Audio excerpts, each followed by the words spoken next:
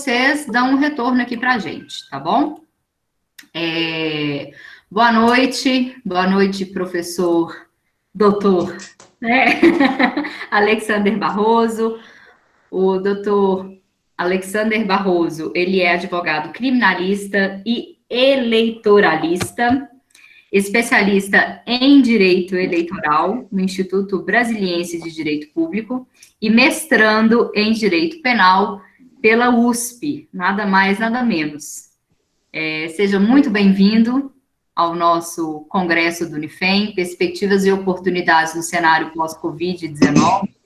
E depois eu queria aquela explicação daquela gafe que eu cometi do Covid e do Covid-19. Vou explicar. Nós vamos falar hoje sobre os impactos que o Covid-19 ele trouxe para o nosso processo eleitoral. Desejo a todos uma excelente palestra. Lembrem-se, pessoal, de desligar as câmeras, tá bom? As câmeras devem ser desligadas e os microfones também, para a gente para evitar qualquer tipo de microfonia e interferência, tá bom? Já temos mais de 90 pessoas na nossa sala aqui, para a gente poder começar. Doutor Alexander, muito bem-vindo ao nosso Congresso Unifem. Por favor. É um prazer enorme estar em Sete Lagoas, mesmo que virtualmente novamente. Cidade que eu amo tanto, fiz vários amigos, eu vou a Sete Lagoas com muita frequência. Deixa eu puxar aqui para o canto, que eu só não vi da tela. Isso. Cidade que eu vou sempre, fiz bons amigos, é uma satisfação enorme. É uma satisfação também receber seu convite, doutora Carolina Schettino. Parabéns pela iniciativa. Eu tive a oportunidade de te dar os parabéns pessoalmente, mas gostaria de externar agora publicamente, principalmente para os seus alunos, para a comunidade acadêmica da Unifem, essa grande universidade. Espero contribuir outras vezes indicando pessoas melhores, com mais gabarito do que eu, para falar aí para os alunos e para toda a comunidade jurídica aí de Sete Lagoas. Os impactos da Covid no processo eleitoral.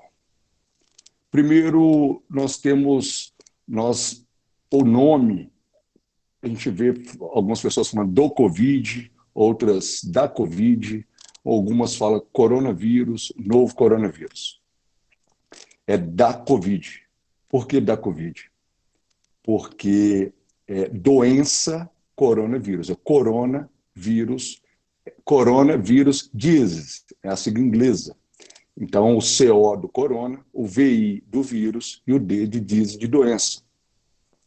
Essa doença, como é sabido por todos, ela se iniciou na China, na cidade de Wuhan, no final de 2019. Por isso é da Covid-19. Como é que se dá essa nomenclatura? Como que as pessoas acham esses nomes? E por que achar esses nomes também? Qual a importância de nominar a doença?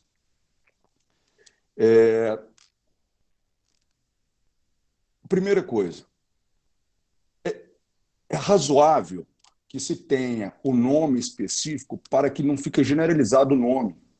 A gente vive num ambiente virtual, num ambiente de redes sociais, as pessoas acabam dando apelido para as coisas, dando apelido também para as doenças. E esse apelido, muitas vezes, eles podem impactar de maneira negativa, severa, conforme o seu apelido. Vou dar um exemplo. Tem até o slide aí, doutora, você pode até disponibilizar, por gentileza. Doutora Carol. Oi. Está escutando? Não sei se ela está na sala, desculpa. Então... Não, estou sim. É só porque eu desliguei meu microfone para não atrapalhar. Teve uma época... aquele primeiro slide da apresentação. Da corona, achei interessante. Ok, vou colocar. Então, Covid-19, expliquei coronavírus, a doença do coronavírus 2019. Foi descoberto pela Organização Mundial da Saúde em dezembro.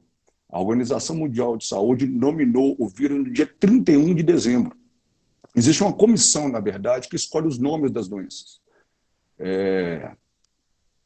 de toxicomania, do Instituto de Toxicomania, que ele escolhe as doenças.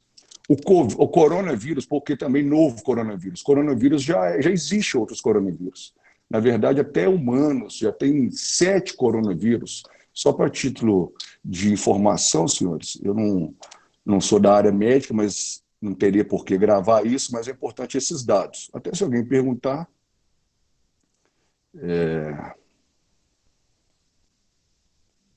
São 7 coronavírus.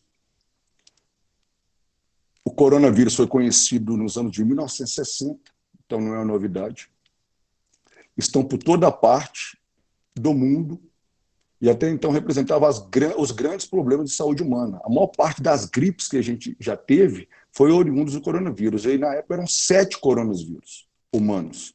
Alfa coronavírus 229E, alfa coronavírus NL63, beta coronavírus OC43, beta coronavírus HK1, SARS-CoV. Por que SARS-CoV? Síndrome respiratória aguda, grave. É um dos sintomas, né, que quem é acometido pela doença coronavírus fica com insuficiência respiratória. Então, passando um pouco, eu falei também a dificuldade, o temor de apelidar uma doença. No final da Primeira Guerra Mundial, que se deu entre 1914 e 1918, até novembro de 1918, por conta da dificuldade mesmo de infraestrutura, da insalubridade, também teve uma gripe, teve uma doença que morreu mais de 50 milhões de pessoas no mundo. Como a Primeira Guerra Mundial estava localizada, centralizada na Europa, a maior parte dessas pessoas infectadas foram da Europa. E o país que não teve muita ascensão, não teve muita habilidade para cuidar da doença, foi a Espanha, onde teve o maior número de mortos. As pessoas acabaram apelidando a doença como gripe espanhola. Olha para você ver a dificuldade. E existia um preconceito, inclusive, aí com os povos espanhóis. Mas a gripe não nasceu na Espanha. Existia um outro apelido de uma gripe também que trouxe uma dificuldade, H1N1. Todos nós sabemos que H1N1 era transmitido por humanos, mas ela foi apelidada de gripe suína. Chegou ao ponto do Egito sacrificar todos os porcos do país. Então, ficou esse grupo que eu falo que se junta, número de 10 pessoas para escolher o nome do vírus, o nome da doença. Eles tinham essa preocupação de lançar o nome muito rápido para que o apelido não pegasse, principalmente que demonizasse um povo, ou uma cultura, ou um segmento religioso, ou até mesmo um animal. Então, eles não queriam que ficasse gripe da China, ou gripe chinesa, que seria extremamente danoso para as relações humanas, as relações religiosas, as relações comerciais, enfim. Então, inicialmente, fazendo essa abertura, falando sobre a nomenclatura COVID, a gente vai entrar na questão do impacto que ela traz na vida de todo mundo. Eu queria até que... Desculpa te interromper. Apareceu, pessoal, o slide? Doutor Alexander, o senhor chegou a ver quando eu estava apresentando? Não tem problema, não vi. Não viu, não? Não vi, mas não. Os alunos viram? Apareceu, gente? Ah, beleza. Não, ok. O pessoal aqui tá vendo. É porque eu estou com a tela aberta, enfim. Tá. E aí, agora, o título, né, da apresentação, não falo nem palestra, um bate-papo com vocês, é muito agradável essa questão da internet, nos trouxe essa realidade, a questão dos impactos que traz na vida da gente. A doença trouxe vários impactos na vida da gente. Gostaria até que vocês interagissem comigo. Qual o maior impacto que a doença trouxe na vida de cada um? O que cada um doeu mais no calo de cada um? É o isolamento social? Não encontrar com a família? Encontrar com os familiares mais distantes? Não falo os familiares que moram dentro de casa. Não encontrar com os amigos? Não encontrar para não poder ir à igreja, orar, fazer seu momento de oração, seja a igreja católica, evangélica ou um centro espírita, enfim, dependendo da sua religião. É a questão econômica? É o impacto na forma de estudo, o impacto no sistema educacional, qual é o impacto que a pandemia gerou, acarretou maior para cada um de vocês? Cada um tem uma realidade diferente. E isso nós estamos vendo agora. Infelizmente, também, a pandemia, ela também trouxe vários impactos de maneira mais globais. Sistema único de saúde, sistema de segurança pública, o sistema penitenciário. Todo mundo fala da preocupação de colapsar o sistema de saúde, mas também, vocês devem, né, a doutora Carolina teve palestra aí sobre sistema penitenciário, salvo me engano, é uma preocupação grande. Imagina se as pessoas morrerem dentro das cadeias, aliás, se infectarem dentro das cadeias e tiver que buscar os hospitais. Não tem, o número de leitos não dobra. As pessoas que estão reclusas ou que estão no sistema de APAC, se recuperando, seja detentos ou recuperandos, eles também vão ter que utilizar o mesmo sistema que nós utilizamos, o Sistema Único de Saúde. Nós temos um dado, doutor, eu gostaria de falar uma questão pessoal. Eu sou filho, eu perdi o pai com 15 anos de idade. Hoje eu tenho minha mãe viva ainda, ela tem 72 anos. Ou seja, é uma senhora no grupo de risco. Ela tem 72 anos, ela é hipertensa, né, e tem, né, além da idade, ela também é hipertensa. Toma remédios para o sistema circulatório, enfim. Quando meu pai era vivo, eu gostaria de trazer um relato. Meu pai foi ex-combatente da Segunda Guerra Mundial. Eu perdi o pai, eu tinha 15 anos, ele tinha 78. Morreu de infarto fulminante. Meu pai tem uma história que eu tenho orgulho de dizer, tenho orgulho de falar. Meu pai saiu de casa aos 11 anos de idade. O pai era fazendeiro, começou a tomar atitudes que ele já com 11 anos reprovava, bebia, jogava, ficava na rua, não tratava bem sua esposa, né, que era a mãe dele. E ele começou a discutir com o pai, com personalidade forte. Falou que brigou com o pai mandou ele sair de casa, ele saiu. O pai achou que era um blefe, esse menino daqui a pouco volta, falou com a mãe dele, né, com minha avó. Daqui a pouco volta, tal. Meu pai nunca mais voltou. Aliás, voltou depois para tomar conta do pai doente e pobre que tinha perdido pelo jogo e pelas mulheres da rua, da vida, enfim. Só que quando meu pai saiu de casa aos 11, você pensa, é um menino, né, uma criança, sair de casa aos 11 anos de idade, eu acho que hoje em dia a gente não consegue vislumbrar isso, a gente não consegue enxergar isso, uma criança sair de casa aos 11 anos de idade. O que a gente vê é os filhos ficando em casa até 20, 30, enfim. Quando ele tinha 13 anos, ele já tinha, né, a guerra ela não aconteceu de uma hora para outra, ela já vinha se preparando, já vinha discussão, já vinha sido discutido ao longo dos anos. Quando ele tinha 13 anos de idade, ele falou, eu quero servir a carreira militar, eu quero entrar para o Exército. Escolheu, com 13 anos, entrar para o Exército. E assim foi feito. Anos depois, ele entrou com 18 anos de idade, terminou os estudos, porque antigamente os professores iam até as fazendas, então a dificuldade de estudo era enorme. Pouquíssimas pessoas tinham acesso ao estudo. Então ele foi alfabetizado em casa, mas depois ele estudou, terminou o primeiro grau, estudou o segundo grau no Exército. Então não chegou a ter formação superior. O que ele tinha era formação educacional até o segundo grau, formação de militar e a formação de vida. Em 42 ele foi, na primeira leva, teve duas levas do Exército Brasileiro, na verdade a FAB, foi criada a Força Expedicionária Brasileira, das Forças Armadas que guerrearam na Itália. A primeira leva foi até a Itália, realmente guerreou, a segunda leva foi um ensaio, ficou para ir, mas a guerra já estava terminada. Eu conto de um relato da guerra, que meu pai liderava uma tropa e foi avançando ao inimigo que na época que ele estava combatendo eram os alemães. E por dentro do percurso, enfim, foi passando por dentro de uma mata, só que na Europa aí esfriou muito rápido e escureceu muito rápido. Ele ficou numa dúvida se ele avançava, se ele retornava, o que ele fazia. Por quê? Porque quando escureceu, ele não teve a segurança para atacar o inimigo. Todo o planejamento que ele tinha feito tinha sido tiro por água abaixo.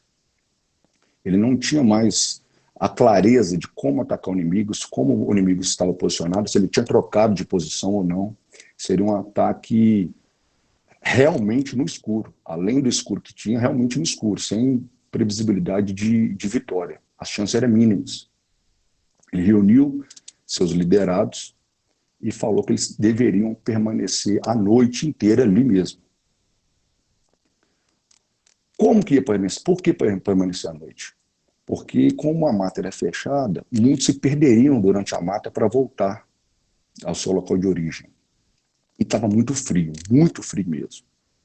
Se eles avançassem, a chance de derrotar os alemães naquele momento seria próximo de zero. Ele pensou rapidamente, pensou que deveria ficar no mesmo lugar. Mas, peraí, Alexander, no mesmo lugar ele também não morreria de frio? O frio estava também onde eles estavam. Ele teve a sacada de passar a noite dentro d'água, debaixo da água. Para quem conhece um pouco, não é da nossa área jurídica, mas o índice de refração da água é diferente do ar. Ela demora a aquecer durante o dia, mas ela demora a perder temperatura à noite. Então, o frio que estava fora da água, dentro da água estava calor. Eu era pequeno, mas essa é uma passagem que me marcou muito. Ele, mesmo com medo, por que eu falo com medo? Todos nós temos medo. Todos.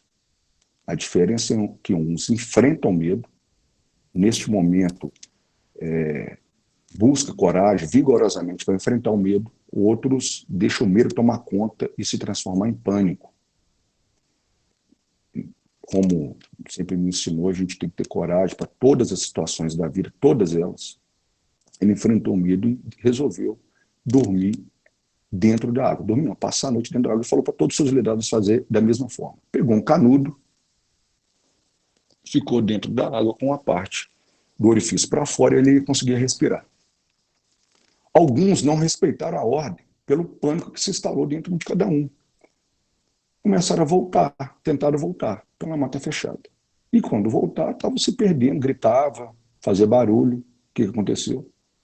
Os alemães perceberam essa movimentação. Os alemães saíram da sua posição de defesa e foram para a posição de ataque.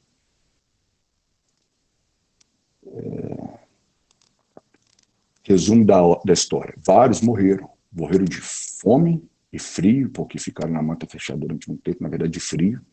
Desculpa. Outros morreram abatidos pelos alemães. Meu pai e alguns dos seus liderados passaram ali à noite debaixo da água. Ele lembra que escutou barulho de cavalo passando do lado, assim, fazendo barulho na água, enfim. O que é importante isso? Por que eu estou dizendo a importância disso? Primeiro, a importância da unidade. Segundo, a importância de não ter medo. Por que eu estou falando isso? Eu tenho certeza, eu também estou, medo da minha profissão, medo do escritório, as contas para pagar, enfim, clientes que teriam que pagar um dinheiro e já falam que estão com dificuldade, que teriam que pagar os honorários estão com dificuldade por conta de porque não estão recebendo, ou perderam o emprego, enfim. Hoje nós estamos com medo da doença, eu sei que muitos estão com medo da doença, Covid-19, mas amanhã muitos estarão com medo dos outros impactos na nossa vida, o impacto social, o impacto econômico. O impacto econômico que a gente vislumbra para a sociedade, a gente não pode fazer uma discussão, mesmo que em ambiente acadêmico, sem pensar no todo, sem pensar nas pessoas. Vizinha-se mais de 14 milhões de desempregados, economia em recessão, o que vai acontecer, muita miséria, caos social, fome, infelizmente.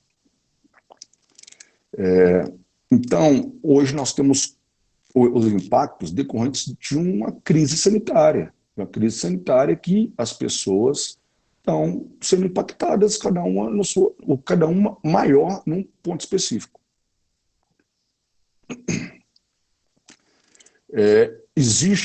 Também existe os impactos, ninguém tem certeza, por exemplo, de como enfrentar Eu falo aqui com muita altivez, as autoridades estão com medo de tomar decisões. Eu falo as autoridades do judiciário, as autoridades do executivo, as autoridades do legislativo, as autoridades religiosas, as autoridades de qualquer espaço que seja.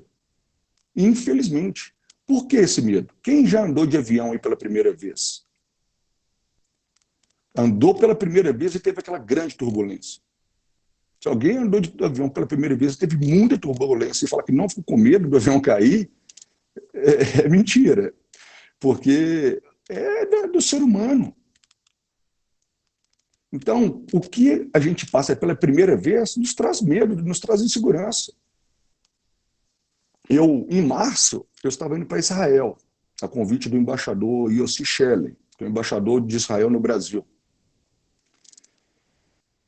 Ele foi alguns dias antes e se instalou a guerra lá. Na verdade, Israel vive em guerra há muito tempo.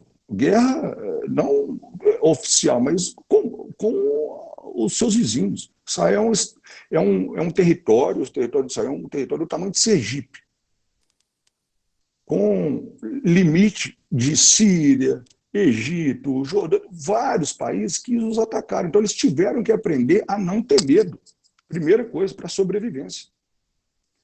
Primeiro sentimento que teve que florescer com muita energia no povo de Israel era não ter medo, até mesmo para poder se defender. Então, essas considerações iniciais, eu acho que a gente não deva ter medo de enfrentar esse momento difícil. É um momento difícil, mas outros momentos difíceis virão. A pandemia ela vai passar. Eu costumo lidar com muita tranquilidade com as situações. Muita fé, com muita coragem, com muita tranquilidade. A gente tem que ter tranquilidade para lidar com as situações. Ela vai passar. Infelizmente, ela está deixando as suas marcas, as suas cicatrizes. Me compadeço, claro, não só Minas Gerais é um estado que tem poucas vítimas da coronavírus, salvo me engano, pelo boletim de hoje, são 90 ou 92 pessoas, mas tem estados com um número muito maior de pessoas. E não é um número, não pode ser só um número, não pode ser só um índice. Porque para os familiares que perderam um ente querido, não é 0,3%, 1%, 0,0003%, é 100%. Se algum de nós perder um ente familiar, é 100% de perda. É muito triste perder as pessoas, ainda mais nessa situação.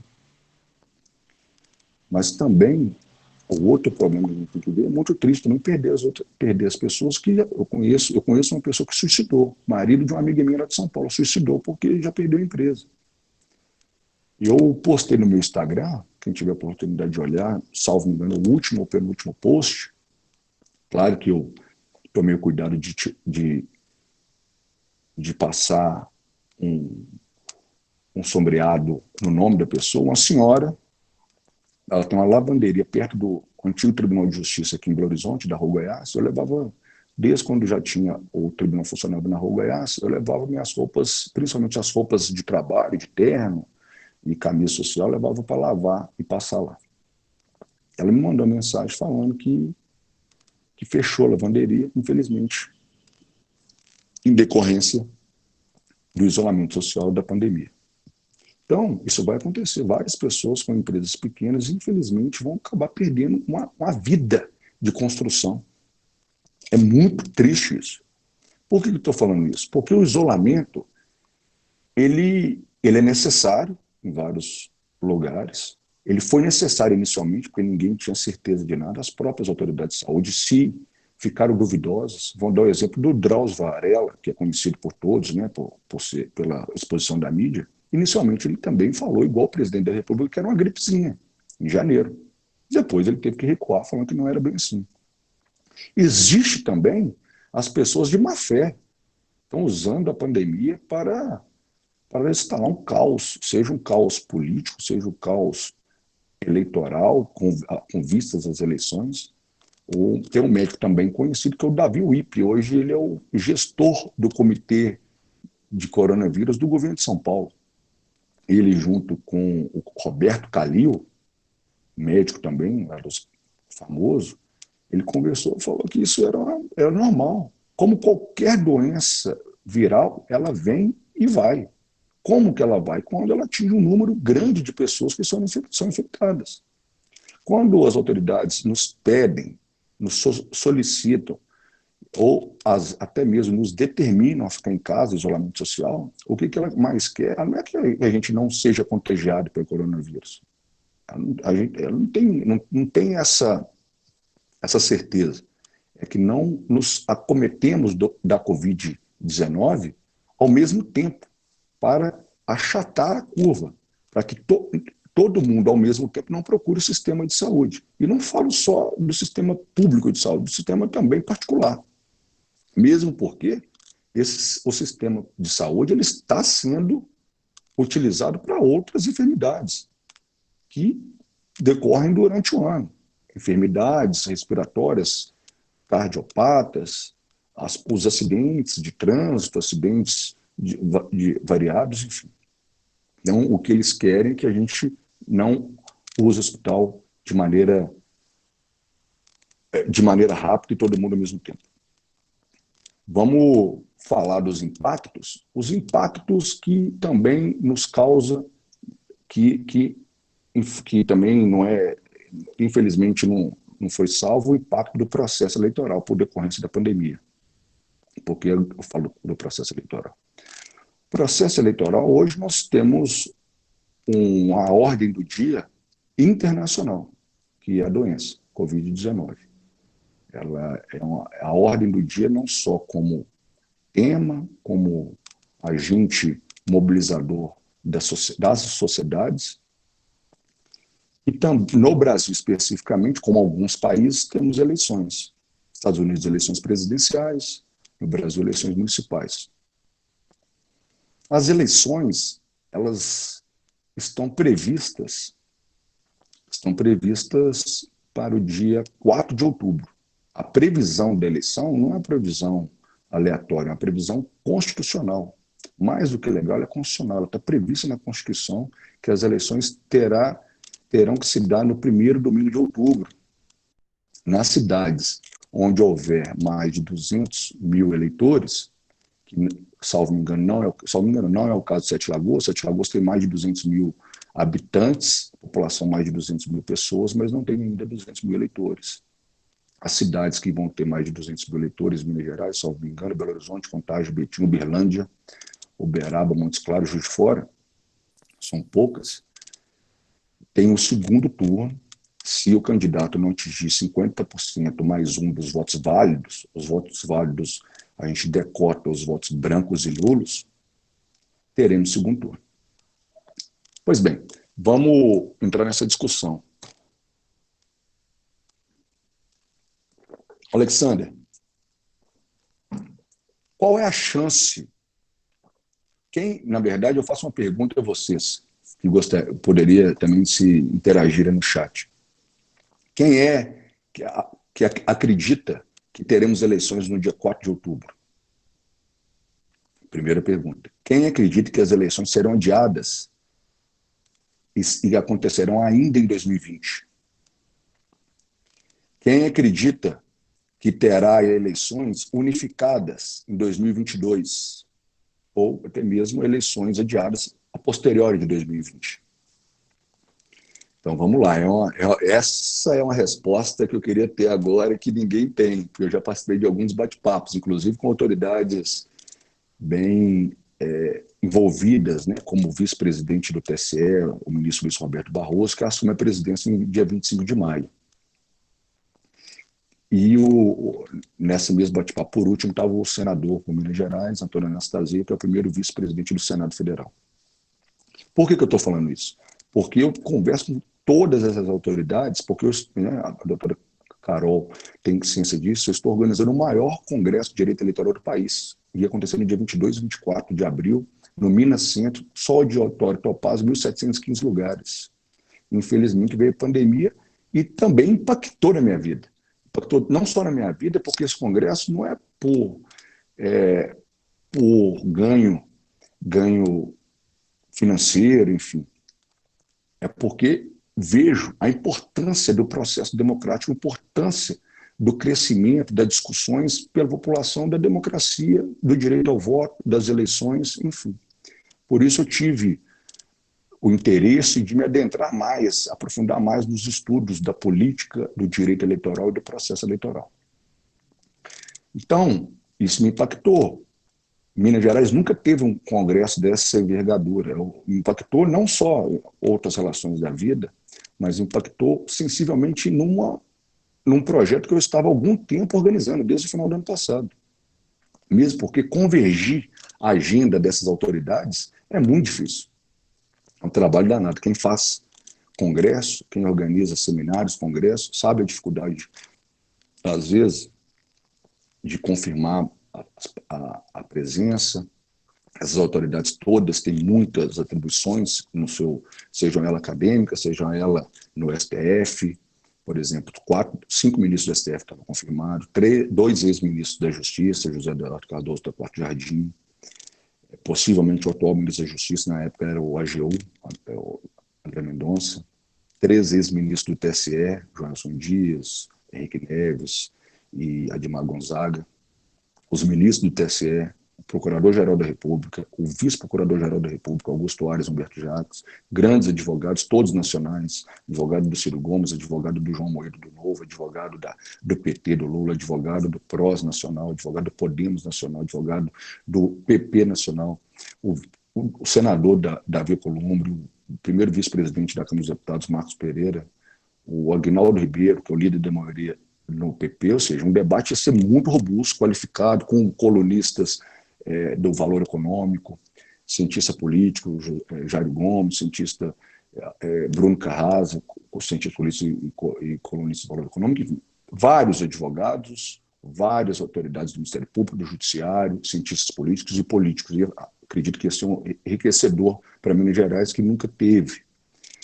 Por isso, eu estou pensando, já estava pensando no formato híbrido e estou pensando no formato agora totalmente virtual.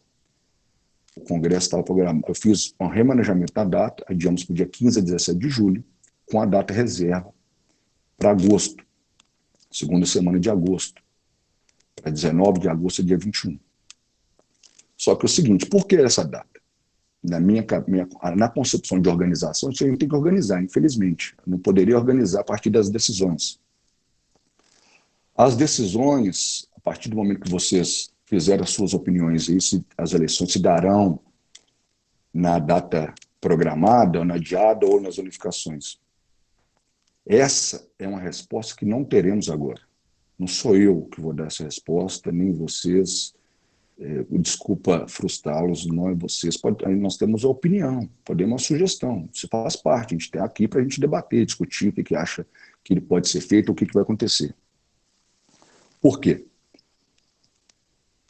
Essa discussão, de acordo com palavras do próprio ministro Luiz Roberto Barroso, hoje ele é atual vice-presidente, ele assume a presidência no dia 25 de maio, essa discussão se dará em junho, por ele e pelas autoridades do Congresso. Essa discussão de adiar as eleições, ela não cabe ao judiciário. Ela é uma decisão política. Tem uns slides aí que tem as iniciativas de proposta em emenda à Constituição para unificar as eleições. Segura um pouquinho que eu vou entrar nesse assunto. Mas tem que se ouvir o TSE. O TSE são os organizadores das eleições. Se o TSE falar, não consigo organizar as eleições no dia 4 de outubro, o Congresso tem que ouvir. Por que organizar? Porque existem atos preparatórios para as eleições. Não é simplesmente falar, coloca a data aí e coloca o povo para votar. Não é assim.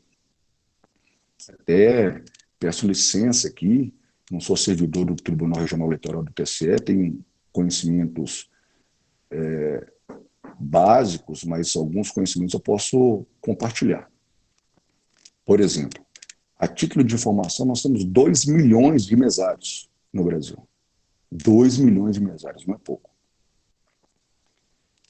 É uma eleição com aproximadamente 150 milhões de brasileiros. Nós temos mais de 210 milhões de habitantes e próximo de 150 milhões de brasileiros aptos a votar. Então, são 150 milhões de brasileiros que vão às urnas.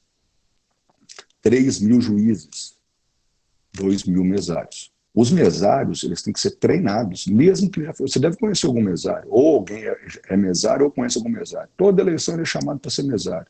Ele já sabe de qual é o sorteado que ele tem que fazer, mas todas as eleições eles têm que ser treinados. Tem os encontros para esses mesários serem treinados para as eleições, como todo ano.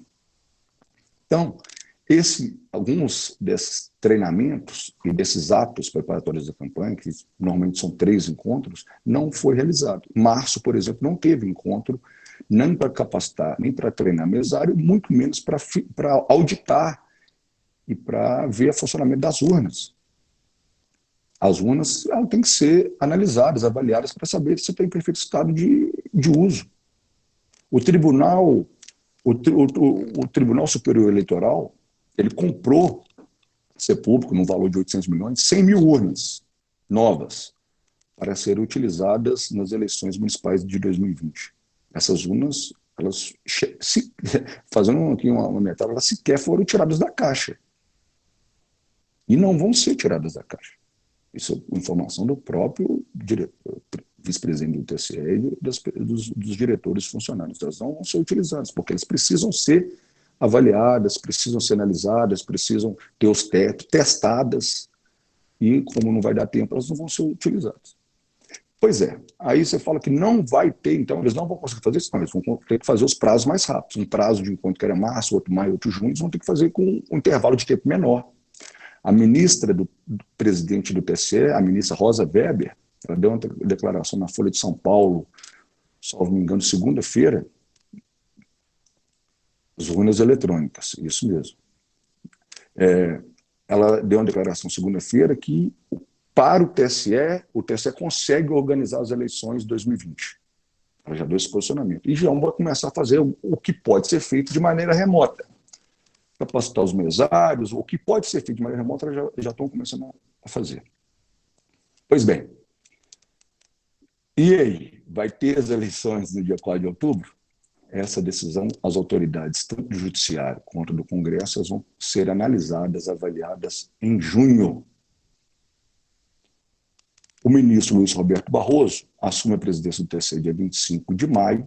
Assim que ele assumir a presidência, ele já vai começar a discutir com o Congresso Nacional a viabilidade de realizar as eleições ou adiar as eleições. Nas palavras dele, eu sou veemente contra a unificação das eleições para 2022. Por que ele fala isso? Porque já tem essa discussão. Tem 3 slides aí à disposição de vocês de proposta de emenda à Constituição. Uma do senador Eumano Ferrer, do Piauí, do Podemos, do Piauí. Você quer que apresenta, Ale? Pode deixar à disposição. Pode. Quer que começa por qual? Pode deixar os 3 à disposição. É porque eu só consigo apresentar uma de cada vez. Coloque do Eumano Ferrer. Só um minutinho.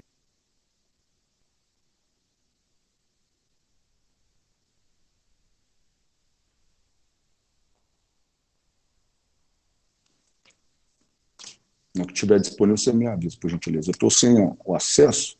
Deixa eu ver se eu consigo ver aqui.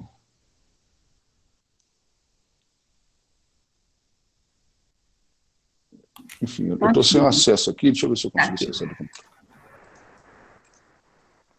Mas se você quiser ir falando, eu vou acompanhando aqui com você. Isso.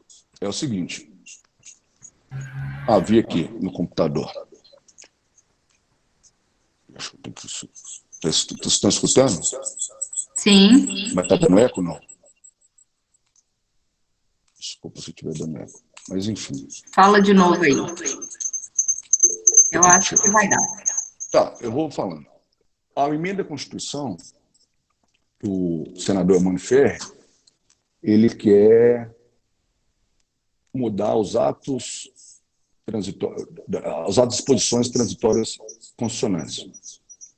O ato das disposições constitucionais transitórias. O que ele quer? Ele quer acrescentar um artigo. Hoje vai ter o artigo 114, ele quer acrescentar o artigo 115. Os atos transitórios constitucionais, disposições transitórias constitucionais, elas se exaurem. O nome transitório já significa que é transitório, ela se exaure quando tem a conclusão da situação. O que ele quer? Ele quer unificar as eleições Alexandre, municipais. eu acho que o computador tá ligado, Eu vou desligar. porque tá dando eco. Isso Não, que eu ou então perguntei. é só colocar, é só Não tem diminuir o problema, som. não. Não, é só diminuir o som dele. Não, eu Ficar já um saí. pouco. Vamos lá. Oh, Então, desculpa.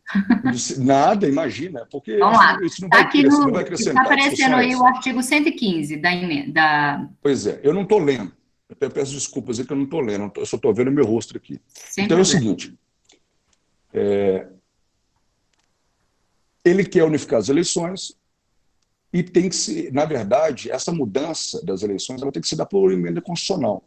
Alguns falaram em projeto de lei, outros falaram por resolução do Tribunal Eleitoral. Isso rechaça isso, não existe. O mecanismo é um só, é a Constituição. Lá no início, eu disse que as eleições elas estão previstas na Constituição, elas estão marcadas por previsão constitucional.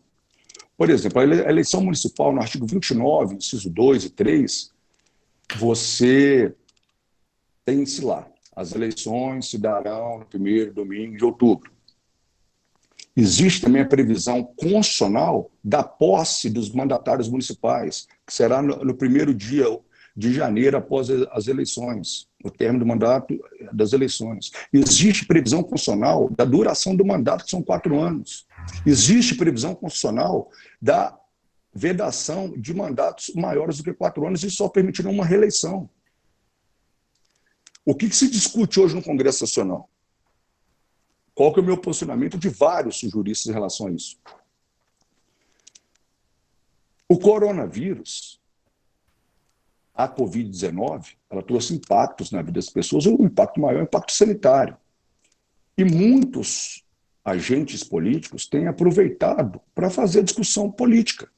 Infelizmente, a gente não está enfrentando somente a pandemia e temos que enfrentar a discussão que a gente se vê aí até o impacto até no processo político. Demissões, troca de ministros, troca de cargo, o governador fala isso, o presidente fala aquilo, o município fala aquilo outro. Eu vou fazer um adentro aqui. Tem município que não tem nenhum caso de coronavírus e decretou o estado de calamidade e o estado de emergência. Nenhum caso. Minas Gerais, de 853 municípios, 119 tinha pelo menos uma pessoa infectada. Dos 5.570 municípios que temos no país, dado recente, isso é claro que está aumentando, mas mais de 4.000 municípios não teve nenhum caso da Covid-19, ou pouquíssimos casos. Salvo me engano, eu vi no boletim hoje, parece que a Prefeitura de Sete Lagoas, ela disponibiliza toda manhã, às 11 horas da manhã, o quadro epidemiológico da Covid, o número de infectados, o número de suspeitos, enfim, salvo me engano, são 9 infectados, né, incluindo o prefeito, o mandatário, né, do município do Willy de Castro. Muitos dos municípios aderiram a isso por questões eleitoreiras, infelizmente. Não estou nominando particular, não estou nominando cada um dos prefeitos, eu sei de alguns, realmente, mas muitos decretaram estado de calamidade para quê? Para manejar o recurso público, manejar o orçamento e fazer proselitismo político. Eu disponibilizei um artigo, vou voltar na Constituição, meus caros colegas, mas é importante fazer esse parêntese. Muitos municípios decretaram o estado de calamidade sem ter necessidade, ou não decretaram e estão atuando como se tivesse decretado. Olha que situação grave. Vou dar um exemplo. Todos devem ter conhecimento. Vários municípios estão distribuindo cesta básica. E eu sou totalmente a favor da distribuição da cesta básica. As pessoas não estão tendo o que comer. É o básico.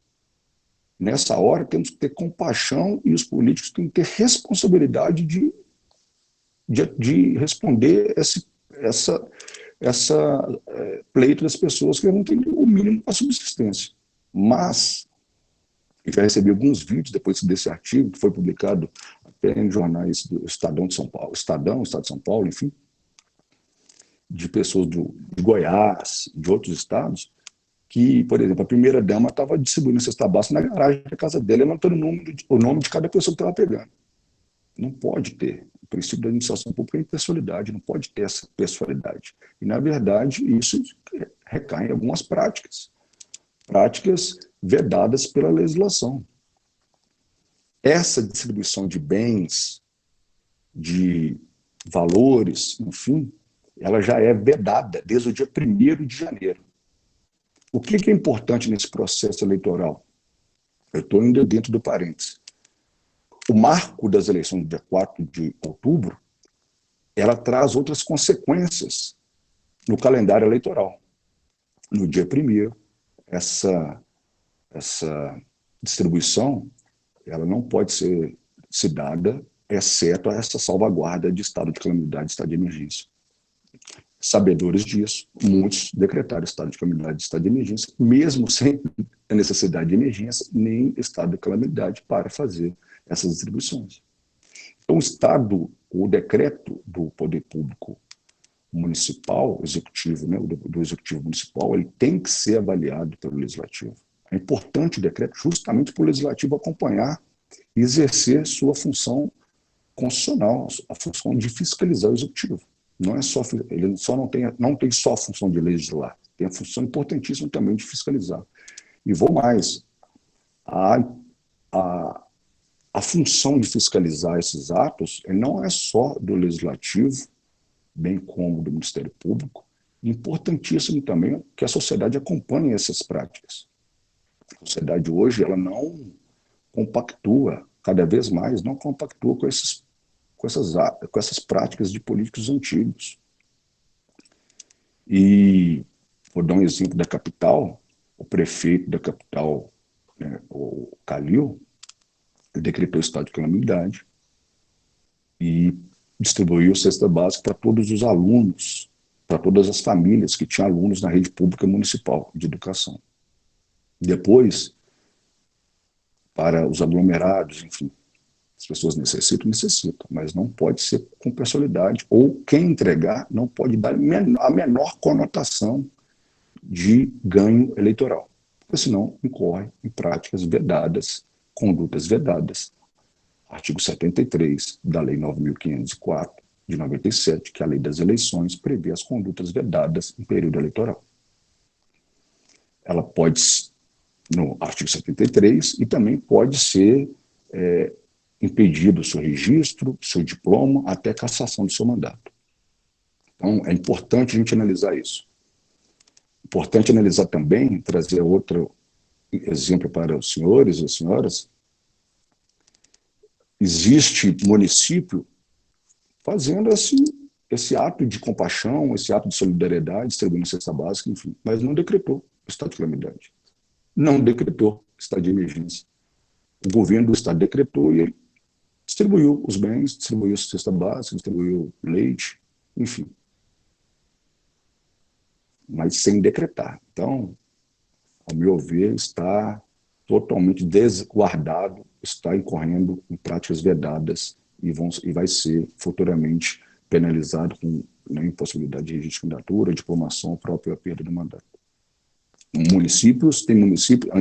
início, municípios e estados não o fizeram, foram a reboque do decreto de calamidade do governo federal e também fizeram essa prática. Existe uma questão que eu vou só pincelar, que com certeza já foi falado pelas outras palestras. Alguns municípios, além de colocar a apreciação do Legislativo Municipal, colocou o decreto a apreciação do Legislativo Estadual para ter esse lastro, essa folga para remanejar os recursos por questão da lei orçamentária, a lei de responsabilidade fiscal, remanejar os recursos fiscais orçamentários, para poder manejar melhor os recursos públicos e não atingir tetos de orçamentários, tetos da lei de responsabilidade fiscal, para contratação de pessoal, enfim. Então, vou voltar do parêntese. O mecanismo para se discutir a mudança das eleições é só um, a emenda constitucional. Então, tem-se aí as 3 propostas de emenda constitucional que estão hoje no Congresso. Umas já tinham sido propostas há algum tempo, outra mais recente. A do Emmanuel Ferrer, ele quer colocar o artigo 115, unificando as eleições, coincidindo as eleições de vereador, prefeito, deputado estadual, deputado federal, senador, governador e presidente da República, em 2022, e com mandato único de 5 anos. Vamos lá. Essa é a proposta do senador Emmanuel Ferrer. Se puder disponibilizar, por gentileza, a proposta do senador Major Limpo, do PSL de São Paulo, doutora Carolina. Está online? Prontinho, disponibilizado. Tá. O pessoal já está vendo. Obrigado. Da mesma forma que quer incluir o artigo 115 nos atos transitórios, os atos de disposições transitórias constitucionais. Então, só que o Major Limpo ele faz ali uma bandeira, levanta uma bandeira, que é uma bandeira discutida também hoje na sociedade. É devolver os recursos do fundo partidário e do fundo eleitoral para serem usados no combate à Covid-19. Que não se tenha, que as eleições não vão precisar de fundo eleitoral e de fundo partidário. É claro, se não tiver eleições esse ano, isso é claro que ninguém vai precisar do fundo eleitoral, FEFEC. Ele é específico para as eleições. Então, isso vai ser devolvido com certeza. Vou passar aqui, que eu acho que é uma que mais aproxima, é a emenda constitucional mais recente do senador Aécio Neves, na verdade, do deputado federal Aécio Neves, ex-senador da República, deputado federal Aécio Neves. Ele também quer a unificação das eleições de 2022. Ele quer a unificação das eleições, quer o mandato de 5 anos, veda a reeleição, ele não fala de fundo eleitoral e nada, mas ele quer mudar os artigos. Eu não tenho texto, mas artigo 28, 29, artigo 44, artigo 82. O que traz esses artigos? Ele traz a determinação, a previsão constitucional das eleições dos municípios, das eleições gerais do governador e do mandato. Duração de mandato, 4 anos. As eleições, uma reeleição. A data da posse, 1º de janeiro. A data das eleições, então ele quer mudar todos esses dispositivos constitucionais para que se possa unificar as eleições e fazer uma eleição só em 2022. Preste atenção, gente, por gentileza. Essa ideia de unificar as eleições, ela não é nova. Isso é o sonho dos deputados. Eu escutei de um político uma vez que ele falou assim comigo. Um político conversando com o outro, eu estava junto na roda de conversa. Ele falou assim: eu apoiei 60 prefeitos na eleição municipal. Um deputado falando. Um pretenso candidato a deputado falando com um deputado. Eu apoiei 60 prefeitos nas eleições municipais. Elegi 40. Estou bem demais. Vou ser deputado federal 2 anos depois. Vou ter 40 prefeitos me apoiando. O deputado falou assim com ele: você não tem 40 prefeitos para te apoiar. Quando você ganhou a eleição com os 40 prefeitos, você não ganhou o apoio deles. Você ganhou um voucher. Você ganhou a oportunidade deles te apoiarem daqui 2 anos. Eu vou repetir. Ele ajudou financeiramente, com recursos, para os prefeitos, os candidatos a prefeito ganharem a eleição, e dos 60, 40 ganharam. Ele achou que tinha já o apoio de 40 para a sua eleição futura. Ou seja, uma gratidão, aí, vamos dizer. Eu te ajudei, agora você me ajuda, se ajuda. O que acontece, o deputado falando com ele, é que além de eu ajudar ele na eleição municipal, eu tenho que ajudar ele, eu tenho que dar a ele dinheiro novamente para ele me apoiar. Leia isso, gente. Comprar o apoio dele das eleições gerais, de deputado, seja ela estadual ou federal. Então, é uma prática que tem que ser mudada na nossa vida na nossa sociedade e mudar também na prática política. E tem mudado isso. Tem muitos parlamentares, muitos políticos sendo eleitos sem precisar do apoio do prefeito, conversando, dialogando com o segmento, com as suas bandeiras ou direto com a população. Então, o parlamento, ele já tinha, já há alguns anos, não é de hoje, que eles querem essa unificação. O parlamento, leis algumas agremiações partidárias. Aí vamos lá. Qual que é o espectro político que quer as unificações, qual é o espectro que não quer? Sem citar nomes, conversa com lideranças do governo, essa proposta do deputado federal Aécio Neves é recente, está agora na Câmara, a orientação do governo federal, que hoje está no exercício do mandato, é um representante da direita, ou da direita para a extrema-direita, de acordo com a avaliação de cada um, eles não querem a unificação das eleições. Curioso, a esquerda também não quer a unificação das eleições. Quem quer alguns partidos. Eu, por avaliação pessoal, nada com nenhuma coloração partidária, o que eu vejo é o seguinte: o PSDB ele saiu gigante, mesmo perdendo as eleições, das eleições de 2014. À época, o senador Aécio Neves ele perdeu a eleição presidencial por pouco mais de 1 milhão de votos. Foi a derrota em Minas Gerais. Talvez, se ganhasse por Minas Gerais por essa quantidade de votos, teria ganhado a eleição no Brasil. Teve um reflexo nas eleições municipais de 2016. Qual reflexo foi esse? A eleição de vários mandatários de prefeituras médias e grandes do PSDB. Vou dar alguns exemplos. Já tinha a prefeitura, ganhou a prefeitura, aliás, de São Paulo, com João Dória, depois João Dória saiu, hoje assume o Bruno Covas, ganhou a prefeitura de Porto Alegre, com Nelson Marquesan Júnior, ganhou a prefeitura em reeleição, já estava no mandato em reeleição de Alagoas, de Maceió, né, capital de Alagoas, Rui Palmeira, ganhou a eleição na capital de Rondônia, Porto Velho, com Zenaldo Coutinho, ganhou várias prefeituras de médio e grande no estado de São Paulo. Então ele saiu fortalecido, mesmo perdendo as eleições gerais de 2014, saiu fortalecido para as eleições de 2016. Não é essa a realidade que a gente tem hoje.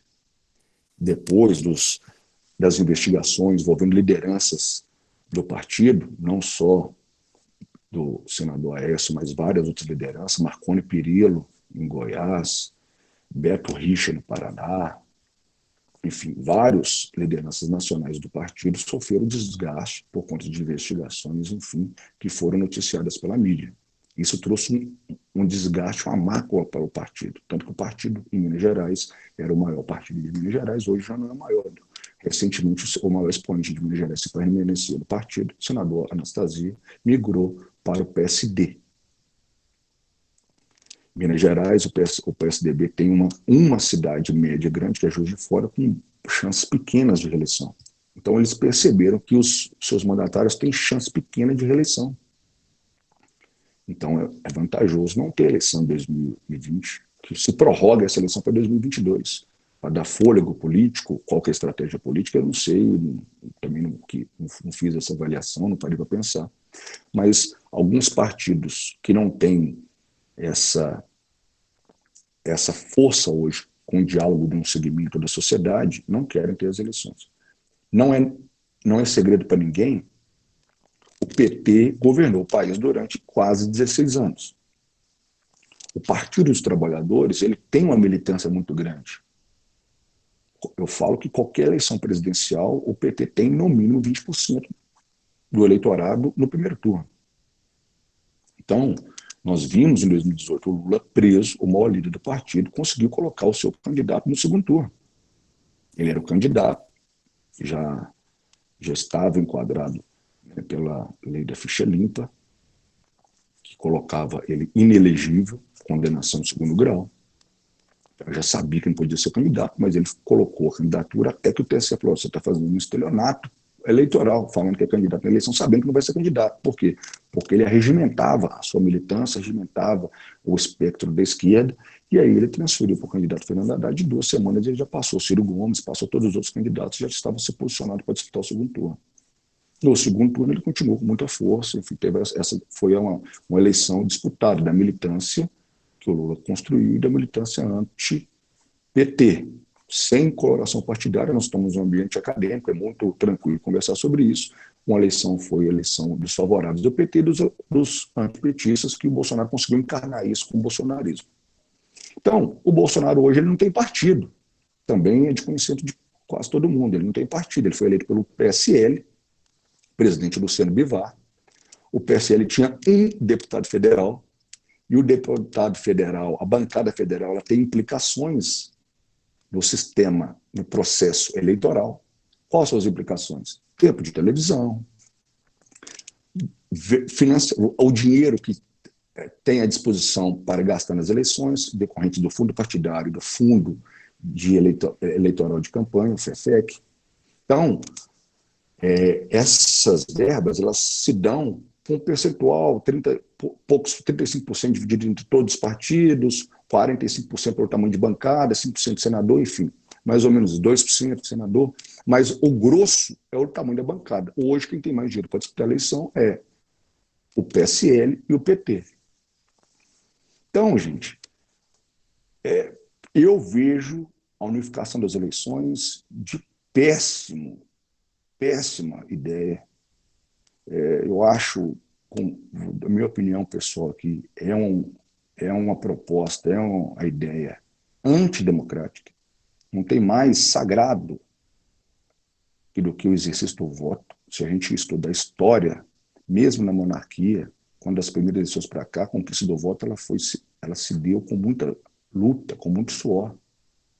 Antigamente, pouquíssimas pessoas votavam, só votavam os senhores feudais, ou depois as pessoas que tinham bens, riquezas, depois as mulheres não tinham direito de voto, e aí foi a construção da democracia. Nós vivemos uma democracia recente para a história, 30 anos, 31 anos, né? 31 anos de Constituição, é uma Constituição bebê. A gente ficar dando cavalo de pau na democracia a todo momento, dando esse susto, é ruim, é péssimo. Nós já tivemos uma única vez as eleições unificadas, em 15 de novembro de 1982. 15 de novembro de 1982. Estávamos dentro do período do regime militar, ou ditadura, conforme cada um prefere falar. Naquele ano, na véspera, né, se adivinhava, né, teríamos eleições presidenciais em 1984. Foi quando se instalou, quando se colocou, se acabou com o bipartidarismo, existiu o partido do governo, o partido da oposição, o DN e a Arena. Depois veio outros partidos e o governo, na época, o militar, eles queriam unificar as eleições porque achou que era mais vantajoso para eles. Então, eles unificaram as eleições municipais, vereadores, prefeitos, deputados estaduais, deputados federais, senadores,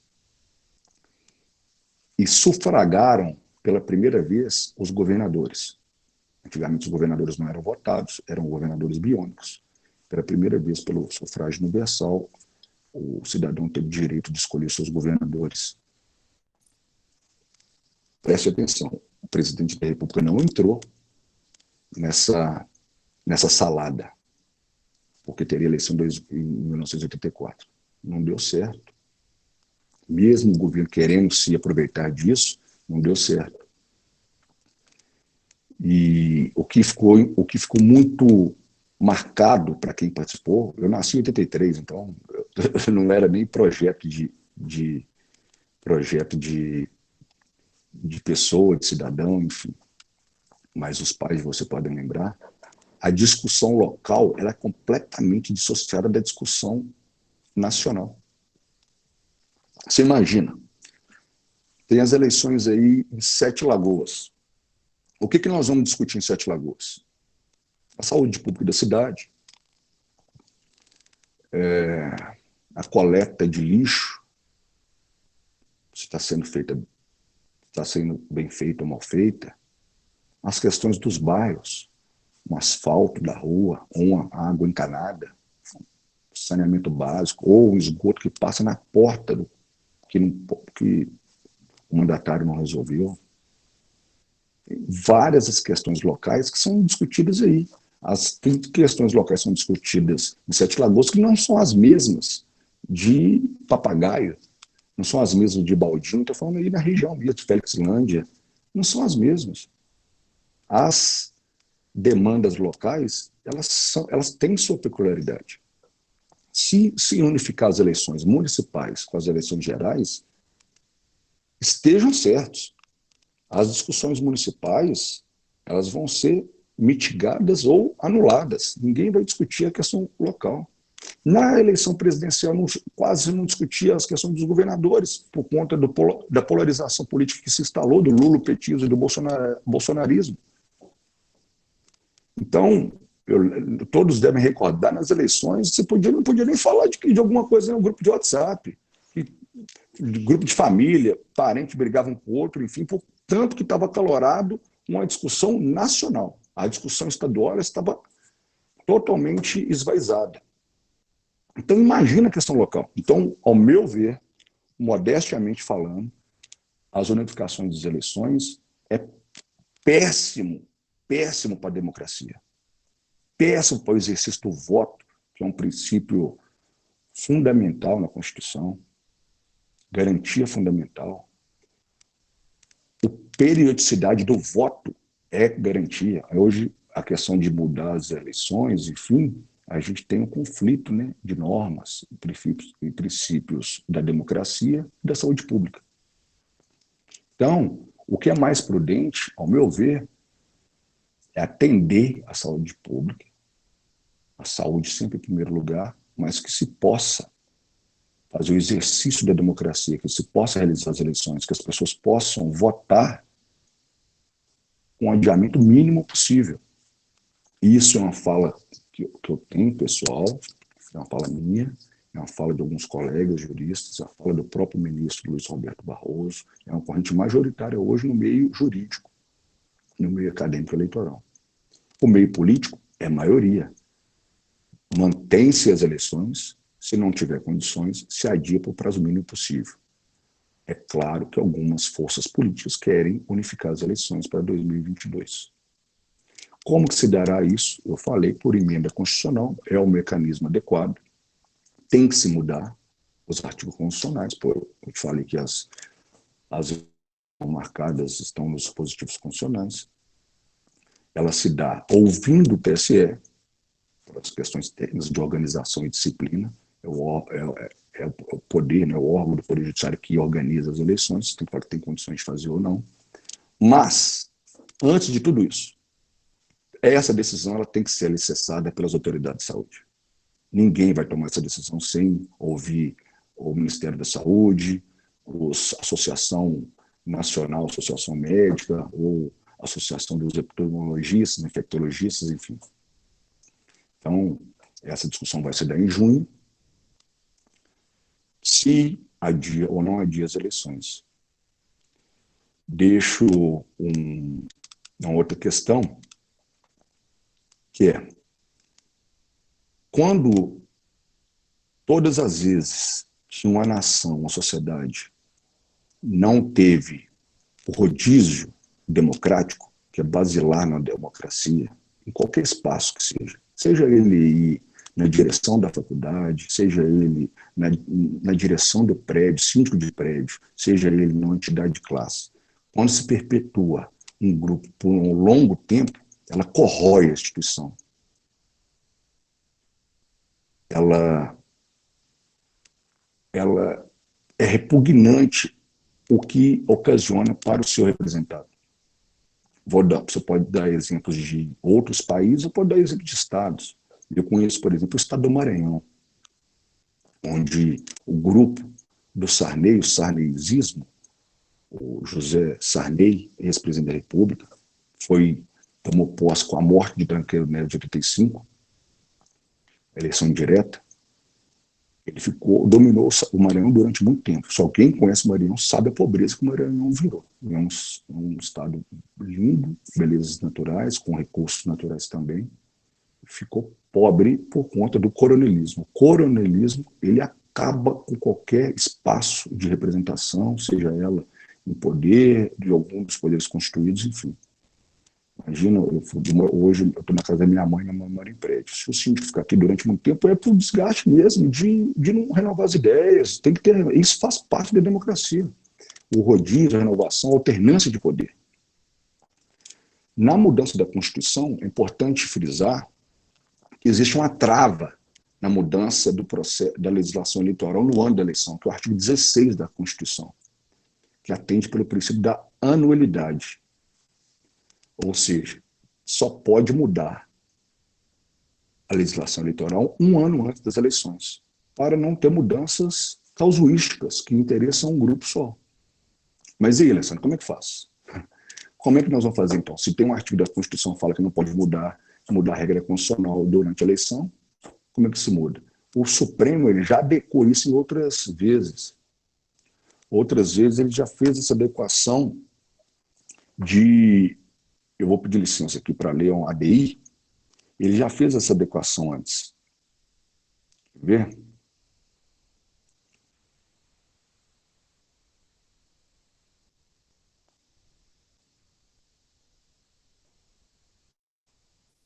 Doutor, Vale?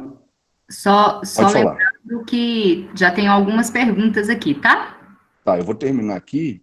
Ótimo conversar com vocês aí. Vamos lá. Seguindo, ó, só para vocês, a título de informação, tá, gente? Eu vou pedir licença aqui para ler. Na ocasião, o tribunal entendeu, ó, no julgamento da ADI 354, em que foi determinada a aplicação imediata da Lei 8.037 de 90, relativa à apuração dos votos, o ministro Sidney Sanches salientou que o objetivo da norma constitucional foi evitar expedientes condenáveis que procuram alijar candidaturas partidos em favor de outros. Na ocasião, o tribunal entendeu que a propósito do artigo 16 da Constituição Federal não era o de impedir alterações louváveis na legislação eleitoral durante o ano da campanha, mas o de evitar alterações casuísticas e condenáveis a ponto de vista ético. A Corte decidiu, então, que a lei, então, em análise, além de não quebrar a ética do processo eleitoral, esteve atenta à realidade nacional, determinando sua aplicação para as eleições daquele ano. Muitos anos depois, também tivemos uma outra ADI, a ADI 3345, que se discutia a aplicação da Resolução 21702, 2004, TSE, que define critérios de proporcionalidade para a fixação do número de vereadores. Enfim, existiu o julgamento da ADI 3741, que considerou que, diante da manutenção da igualdade da participação dos partidos políticos, dos seus respectivos candidatos no processo eleitoral, não ofenderia o princípio da anualidade eleitoral a aplicação da Lei 11.300 de 2006, mini reforma eleitoral. Então, é uma salvaguarda, é uma trava para não prejudicar o processo eleitoral ou não criar mecanismos casuísticos que prejudicam o processo eleitoral. E nós vivemos é um momento histórico e surpreendente para todos e que não era previsível para ninguém. Está atingindo a todos, não privilegia ninguém a questão da pandemia. Então, o Supremo vai decidir com isso com muita tranquilidade. A outra questão, gente, que eu queria ressaltar, que a emenda constitucional que unifica as eleições, ela pode sofrer revés no Supremo. O TSE já se posicionou que é perentoriamente contra a unificação das eleições.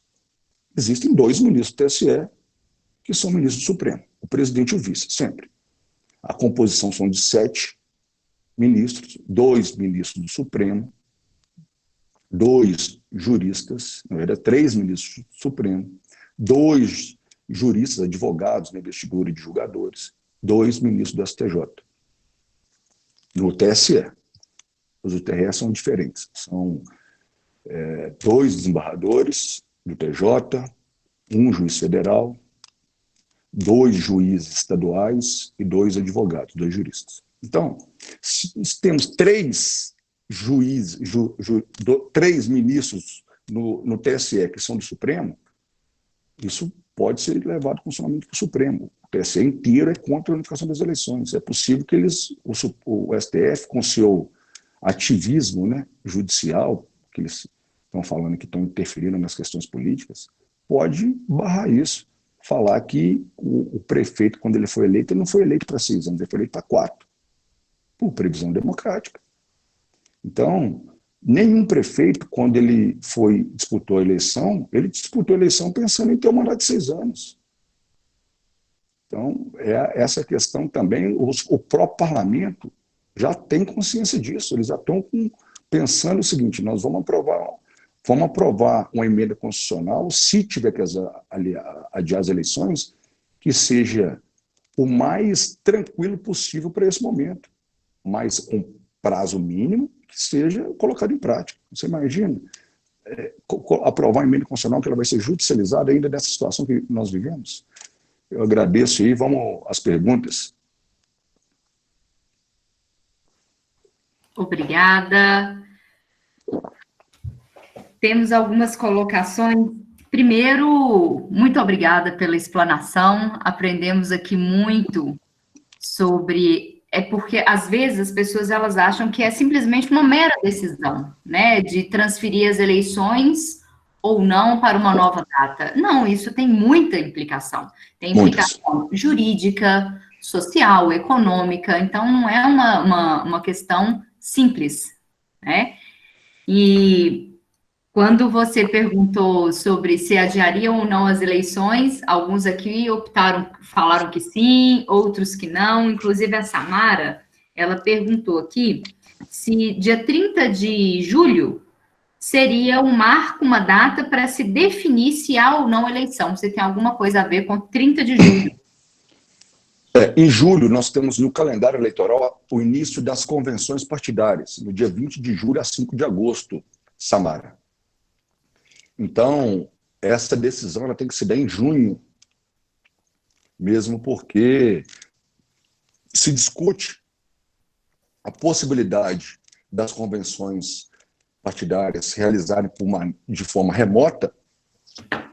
Essa discussão é possível, mas vamos convergir que é impossível a gente imaginar que uma eleição, seja ela municipal ou geral, elas se realizarão por forma remota.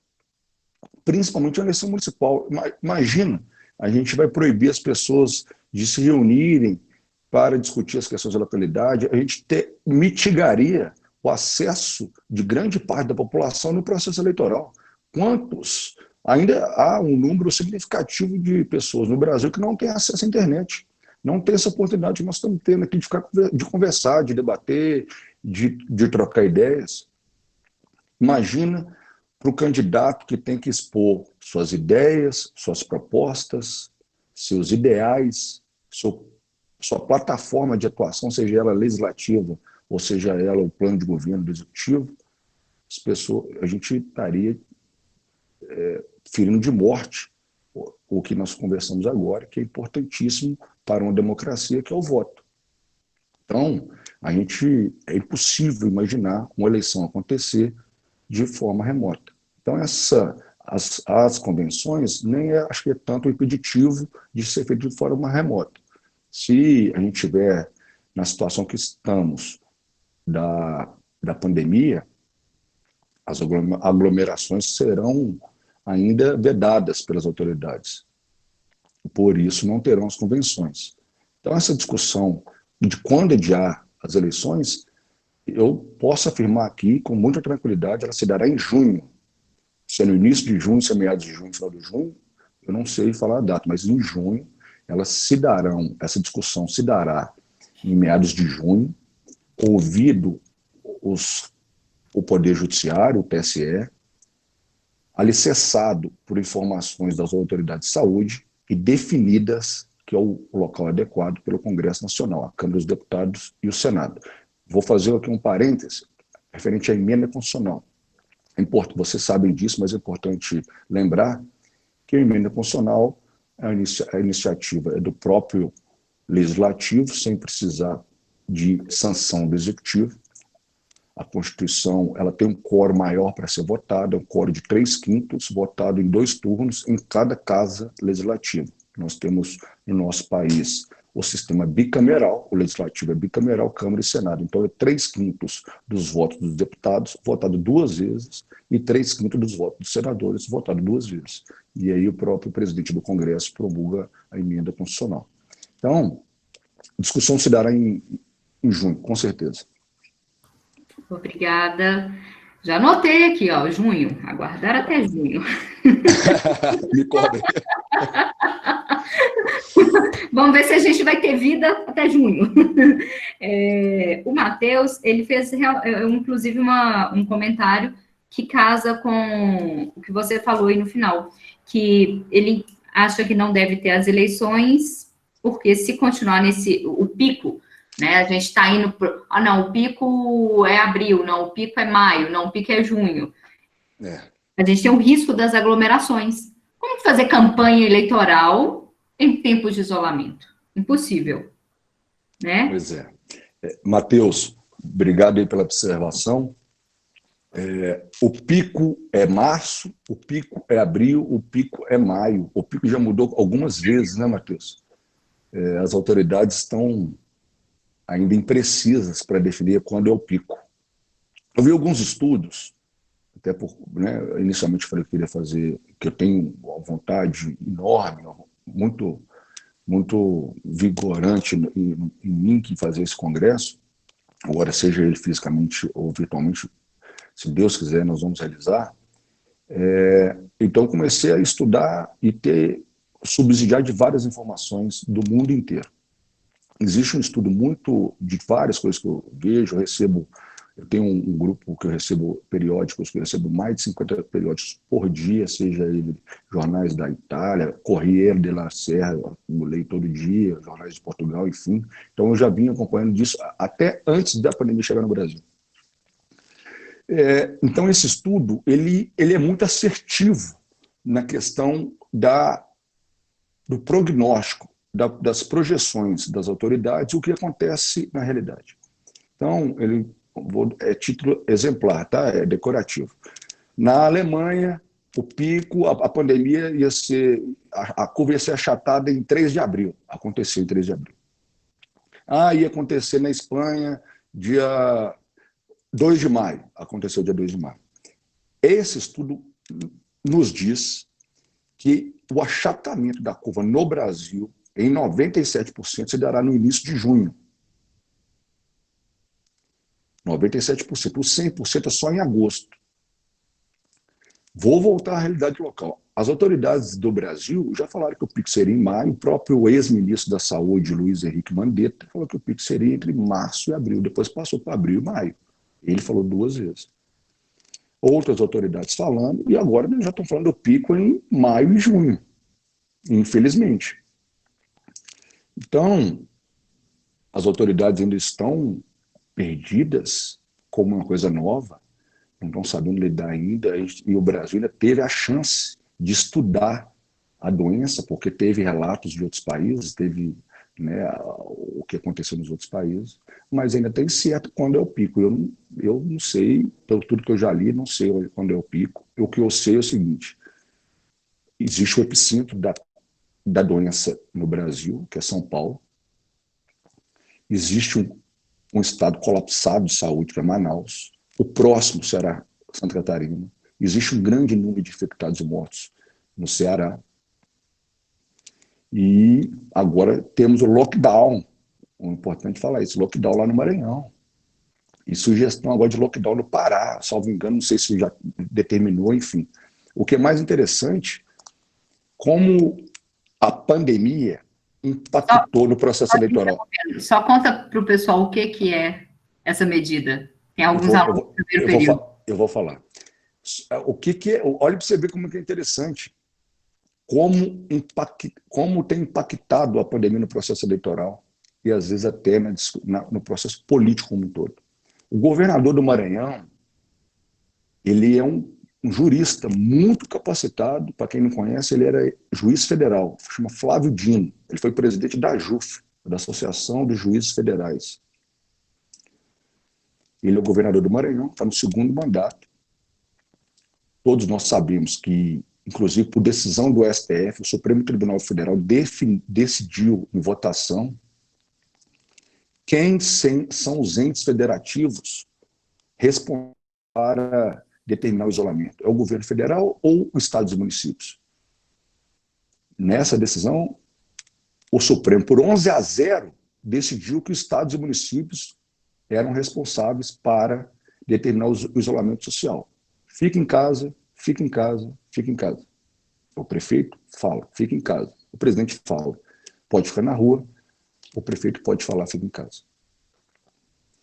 Porque a doutora sabe até melhor do que eu, na Constituição tem os atos privativos da União e tem os atos concorrentes da União com estados e municípios. Situação, inclusive, que nunca se imaginou, porque o SUS, o Sistema de Saúde, ele é uma cesta básica que tem os 3 entes federativos, com recursos, enfim, com suas atribuições. Então, o executivo, seja ele municipal ou estadual, ele tem competência para decretar o estado de isolamento, afrouxamento do isolamento, determinar fazer algumas determinações e penalidades. Nós vimos algumas cidades falando que se estiver na rua sem máscara, ele ia, alguns chegaram até a falar que ia prender. Eu vi o governador João Dória falar que quem tivesse infringindo a determinação do executivo, do prefeito, do governador, ele iria prender. Esquece isso, gente. Isso não existe. Ele não ia prender. Primeiro, o crime que ele, de desobediência, colocando em risco a saúde pública, ela não é uma pena que teria previsão de uma pena, de uma determinação de uma ordem de prisão, seja ela provisória, por conta da sua penalidade. Então, no máximo, se a pessoa fosse condenada, ela ia sofrer uma pena restritiva de direito, cesta básica, enfim. Se isso já era um motivo, pior que quando se determinou as solturas de presos provisórios para que não fosse acometido dentro do sistema penitenciário da Covid-19. Você imagina, os juízes estão soltando as pessoas que estavam cumprindo pena, os de maior risco, né, idosos, enfermos, e aí você coloca um cidadão, porque algumas pessoas também, por desconhecimento, estava na praça, não sabia o que o prefeito falou, que não pode ter. E aconteceu isso em alguns lugares. A guarda municipal chegou falando que ia levar o cidadão para lá, para a delegacia, e depois fazer o boletim de ocorrência que estava infringindo determinação do poder público. É possível, mas não chega a esse ponto. Pode ser o máximo uma advertência, uma multa, e eles modularam essa sanção e falaram que iam aplicar multas na população. O prefeito do BH também falou recentemente de aplicar multa. Quem não atendesse agora o uso de máscaras, quem fosse à rua de uso de máscaras. Primeiro em locais públicos, depois agora circulando nas cidades, que ele vai afrouxar o isolamento no dia 25 de maio, como dizer. Voltando à questão do Maranhão, determinando lockdown. Lockdown é fechamento, todo mundo dentro de casa. Sai de casa, agora não é posso sair para a padaria, enfim, se tiver realmente com a receita na mão, estiver indo na farmácia. Então, o lockdown é fechamento, é todo mundo dentro de casa, porque teve uma progressão muito acentuada dos infectados no Maranhão. Só que não foi o governador que decretou o estado de calamidade. Isso é claro, a gente que está no meio jurídico e consegue entender isso, ele conversou com o Ministério Público e com o Judiciário. Quem determinou foi a Justiça. Nós não vimos isso em lugar nenhum. A Justiça determinou que as pessoas ficassem dentro de casa. Lá no Maranhão, o lockdown iniciou-se pelo Poder Judiciário. O governador não quis tomar esse ato, agora ele agiu, ele determinou o lockdown, dizendo que estava cumprindo uma ordem judicial. O Ministério Público propôs ação, o juiz decidiu e ele estava cumprindo uma ordem judicial, determinando as pessoas ficassem dentro de casa. Gente, isso não existe. Ainda mais ele, conhecedor jurídico, com muita formação, muito conteúdo jurídico, ele jamais ia deixar ser atropelado pelo judiciário, ter uma interferência dessa do judiciário. Então, ele conversou com o Poder Judiciário, conversou com o Ministério Público para que ele tomasse essa medida sem ter o ônus do ato, que ele não tivesse o desgaste político de fechar todos os comércios, todas as atividades, até mesmo as essenciais. Mais um tema para monografia, né? Olha que interessante, analisar essa decisão judicial. Tem muito, eu acho que esse momento que nós estamos vivendo tem muita coisa. Né, doutor? A Covid trouxe vários cenários jurídicos para a gente debater. Vários. Eu não sei se eu respondi aí a última pergunta.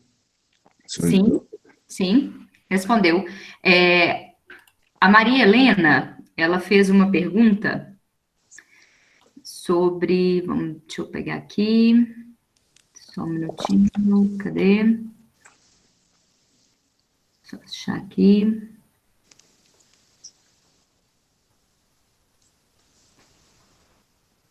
Maria Helena. Ela perguntou sobre... O que? Gente, só um minutinho, doutor. Estou escutando. Tá. Gente, cadê a dúvida da Maria Helena? Ela perguntou justamente sobre a questão dos decretos emergenciais, decretando situação de calamidade, certo. Quais seriam os possíveis crimes, mas aí mais praticados contra a administração, que esses decretos eles poderiam trazer. Deixa eu ver, eu não estou conseguindo achar a pergunta dela. O descumprimento? Pela população? Achei. O senhor falou sobre o estelionato eleitoral. Não, eu estou doida aqui, desculpa. Gostaria de saber quais as práticas podem configurar tal crime e qual pena. Estelionato eleitoral. Eu acho que eu não usei essa palavra, eu usei proselitismo eleitoral. Entendi, vamos lá. Os decretos... Acho que não esquece dos decretos. Era uma outra pergunta, eu que me confundi aqui, me desculpe. Ela perguntou sobre se existe estelionato eleitoral. Sim, na verdade, estelionato eleitoral é mais uma expressão midiática, enganando. Estelionato é o artigo 171 do Código Penal, enganar uma pessoa para levar vantagem. Eleitoral é no ambiente do processo eleitoral, enganar uma pessoa para levar vantagem no ambiente eleitoral. Então, acho que isso é uma expressão mais de reportagem, de mídia. Na questão dos decretos de calamidade, o que eu disse é que é determinante, é imperioso que os decretos sejam, a calamidade seja decretada. Ela tem que ser analisada pelo Poder Legislativo Municipal. E só os municípios que decretaram a calamidade ou o estado de emergência, elas podem usar do benefício ou da prerrogativa de distribuição de bens, de cestas básicas, porque fora isso é vedado, a conduta é vedada do administrador público. Essa conduta é vedada a partir do mês de janeiro, do dia 1º de janeiro. Se ela distribuir cestas básicas neste período, sem determinar a calamidade pública ou estado de emergência, ela incorre no artigo 73, que é as condutas vedadas da Lei das Eleições, que é a Lei 9.504 de 97. Qual a implicação que ela dá? Ela dá a implicação de prisão, a implicação das leis das eleições eleitoral. Ela pode ter seus direitos políticos suspensos por até 8 anos, ficar inelegível por 8 anos. Os direitos políticos serão suspensos, não cancelados. Tem o prazo até de 8 anos. Ela pode perder o registro de candidatura, a diplomação, até a perda do mandato. Aí é uma discussão mais profunda. Antes das eleições, o que a aposta está dizendo, comete algum ilícito legal, infringe alguma legislação infringe a lei das eleições, pode ter um crime eleitoral, que é o artigo 299 do Código Eleitoral. O que é mais comum usado no direito eleitoral é o artigo 41A, mas ele só é abarcado, a gente só consegue enquadrar no 41A a partir do registro de candidatura durante as eleições. Mas esses atos eles não fogem, porque, como eu falei anteriormente, a gente pode enquadrá-los no artigo 73 da Lei das Eleições, às vezes depende, um crime do artigo 299, que é o crime eleitoral, o crime do Código Eleitoral, e traz implicações. Pasmem no que eu vou dizer. O político ele tem mais receio de ficar com seus direitos políticos suspensos do que ser preso. Até mesmo porque a maior parte das penas, 90% das penas eleitorais são penas pequenas, são penas que não vai deixar ele preso durante algum tempo, ou até mesmo preso, vai ter muita suspensão condicional do processo, ou penas alternativas. O político ele tem mais receio de ficar inelegível do que ele ficar recluso no sistema penitenciário. Impressionante isso. Isso não é chutômetro, não, é verdade que eu estou falando. Sim. O Lincoln, parabenizando pelas colocações, pelo tema, pela escolha do tema, que é muito importante. Pena que muitos brasileiros não estão importando tanto, como diz ele aqui, com se vai ter, se não vai ter eleição, mas que isso tem um impacto muito grande na nossa vida. O Matheus, que tinha feito a primeira pergunta sobre a questão das aglomerações, quando o senhor falou sobre os... Não, tira o senhor, por favor. Quando você falou sobre os decretos, a possibilidade, a decisão do Supremo, que cabe aos municípios, aos prefeitos e aos governadores as decisões sobre o isolamento ou não, ele fez uma consideração que ele acredita que a ordem de isolamento do prefeito, em detrimento da ordem do presidente da República, seria em função do princípio da preponderância do interesse e da subsidiariedade.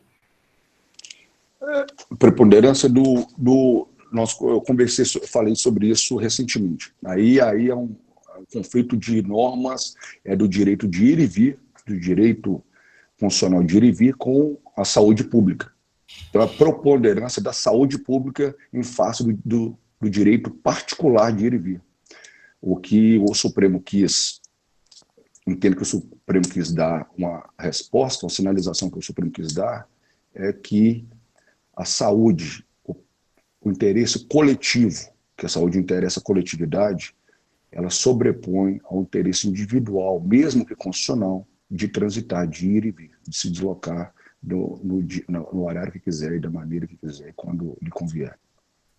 Ótimo. Doutor Alexander, sem palavras para agradecer. Não. Sério que acabou? Acabou. Que isso, não tem mais perguntas, eu tenho certeza. Tem um professor que está na palestra das 8h30, aí ele está assim, cadê o pessoal? A palestra vai começar. Pede ele um pouquinho aí, pede ele mais 15 minutos. Estamos aqui debatendo direito eleitoral, não vem não. Estamos aqui falando sobre as eleições, isso é muito, muito importante. Será que o pessoal gostou? Você que está falando por eles. Você gosta de mim, não pode. Tem que ver se o pessoal gostou aí. Nós temos que marcar. Espero que tenha gostado, viu, gente? Eu gostei da fala quando você ponderou que em agosto nós vamos ter uma redução acentuada. Assim espero, porque queremos iniciar o segundo semestre com aulas presenciais, né, turma? Os impactos aí, gente. O que está impactando mais na vida de vocês? Eles estão sentindo falta até de mim, xingando de sala em sala. Tenho certeza. Tem que acabar isso logo, que eu estou doido para estar aí num congresso, abraçar vocês, estar aí fisicamente em Sete Lagoas, um lugar que eu tenho um carinho enorme de frequentar. E eu queria ter a oportunidade de participar aí, nem que seja como ouvinte de qualquer outro congresso, e abraçar vocês, conhecer cada um que esteve aqui. Você vai me ajudar a organizar o próximo congresso de Direito no segundo semestre no Unifem. Nós vamos fazer o nosso congresso, as nossas semanas jurídicas, nem é semana jurídica, é congresso jurídico do Unifem. Será um prazer. Eu peço desculpas, eu sei que é um público diversificado, né, heterogêneo e primeiro período, terceiro, quinto, eu não quis adentrar tão muito nas questões mais técnicas, até mesmo porque é sabido também por nós que não tem essa matéria de direito eleitoral nas faculdades, só que é um Felizmente. mercado que tem crescido, muito. Hoje, o advogado o advogado é o principal ator numa eleição, não é o marqueteiro mais, nem tem mais a figura de marqueteiro, porque o marqueteiro ele realmente maquiava o candidato, ele maquiava o produto, ele vendia um produto com uma publicidade. Hoje, até pelas regras, pelas mudanças que tiveram, o candidato tem que se apresentar, as pessoas têm que ver realmente qual é a história do candidato, tem que ver quais são os valores, suas ideias, o que ele realmente tem para falar. Isso, então, haja vista que o tempo de televisão ficou mitigado, a internet ganhou alcance em face da televisão, o tempo de Nós televisão, temos um presidente da República eleito sem numa tempo de campanha televisão, sem dinheiro, sem nada. no Instagram, nas mídias. Então, eu acho que quem está aí formando, acho que é um campo legal para estudar, para se capacitar. A área do direito tem crescido muito. É Quem uma sabe a área. gente não queria para o segundo semestre uma optativa de direito eleitoral, hein? Eu tenho o sentimento seguinte. Outra sugestão, tem uma universidade do Rio de Janeiro, eu estive num congresso da FENA-LAUTEC, da tecnologia, inclusive um colega aí de Sete Lagoas, manda um abraço para o Rafael Santana, fez aniversário anteontem. Que trabalha com direito eleitoral. Não, acho que não trabalha com direito eleitoral, Não. não. Não, o Rafael Santana, apelido de Breu, talvez vocês conheçam ele. Ele fez aniversário recentemente, manda um abraço para ele, que se ele ver esse vídeo depois, feliz aniversário. Encontrei com ele lá na FENALAU em São Paulo, a questão da tecnologia, da inteligência artificial, advocacia 4.0, blockchain, enfim, o tanto que jurimetria, o tanto que tem impactado no mercado jurídico, que é o segundo mercado jurídico do mundo, que é o brasileiro. Nós temos hoje mais de 1 milhão de advogados, são mais de 1.500 faculdades de direito, juntando todas as faculdades de direito do mundo, não dá o número de faculdade de direito do Brasil. Você vê o tamanho do mercado jurídico. Então, tem uma faculdade lá no Rio de Janeiro, que começou com eletiva, agora é obrigatória, de tecnologia. O advogado, ele não tem, hoje o que nós estamos fazendo é ter um acesso à tecnologia, muitos não têm essa familiaridade, os jovens têm. Então, áreas que estão crescendo, falei por questão da tecnologia, que algumas áreas do direito elas vão ser, Sim, então vão ser exterminadas pela tecnologia. Exatamente. As advocacias de massa, as ações repetitivas. Então, eu acredito que o eleitoral ele não vai ser impactado, porque não tem essa repetitividade, é muito pessoal, cada caso, o criminal também, enfim. Então, eu tenho que fazer aqui puxar a brasa um pouquinho para o meu assado. Mas na nossa grade do curso de Direito, temos a disciplina Direito e Inovação. E dentro da emenda, nós trabalhamos exatamente isso, Direito e a Tecnologia. Então, inclusive, é o tema da palestra das 8h30, que é o professor que lecionava a disciplina, Direito e Tecnologia. Deixo meus parabéns aí. Isso realmente está na ordem do dia, não é direito do futuro, é direito do presente. Meus parabéns para a Unifem. Meus parabéns, assim, dobrado para você, professora Ana Carolina. Realmente, a gente sabe a dificuldade de organizar qualquer tipo de evento. Se a gente quiser organizar bem feito, dá trabalho. Você que o diga. Dá trabalho, viu, gente? Dá trabalho. As Mas relações... Já está finalizando? Está finalizando? Tem uma última perguntinha aqui do Everson. Ele colocou até assim, ó, chutado. Tá, eu vi rapidamente, mas passou. Opinião chutado. Pessoal. Você imagina que o presidente termina o mandato em 2022? Na sua opinião pessoal? Na minha opinião, vamos lá. Eu entendo porque que ele pergunta isso. Aí eu estou saindo do processo eleitoral e indo para o processo político, né? Mas, enfim. Eu tenho até que, mostrando para vocês aqui minha natureza, eu sou um cara cristão. Hoje eu sou evangélico, eu fui batizado na Igreja Católica, meus pais. Depois eu já frequentei Santo Espírito. Hoje eu sou batizado, inclusive batizado nas águas sou evangélico. Sou cristão protestante evangélico.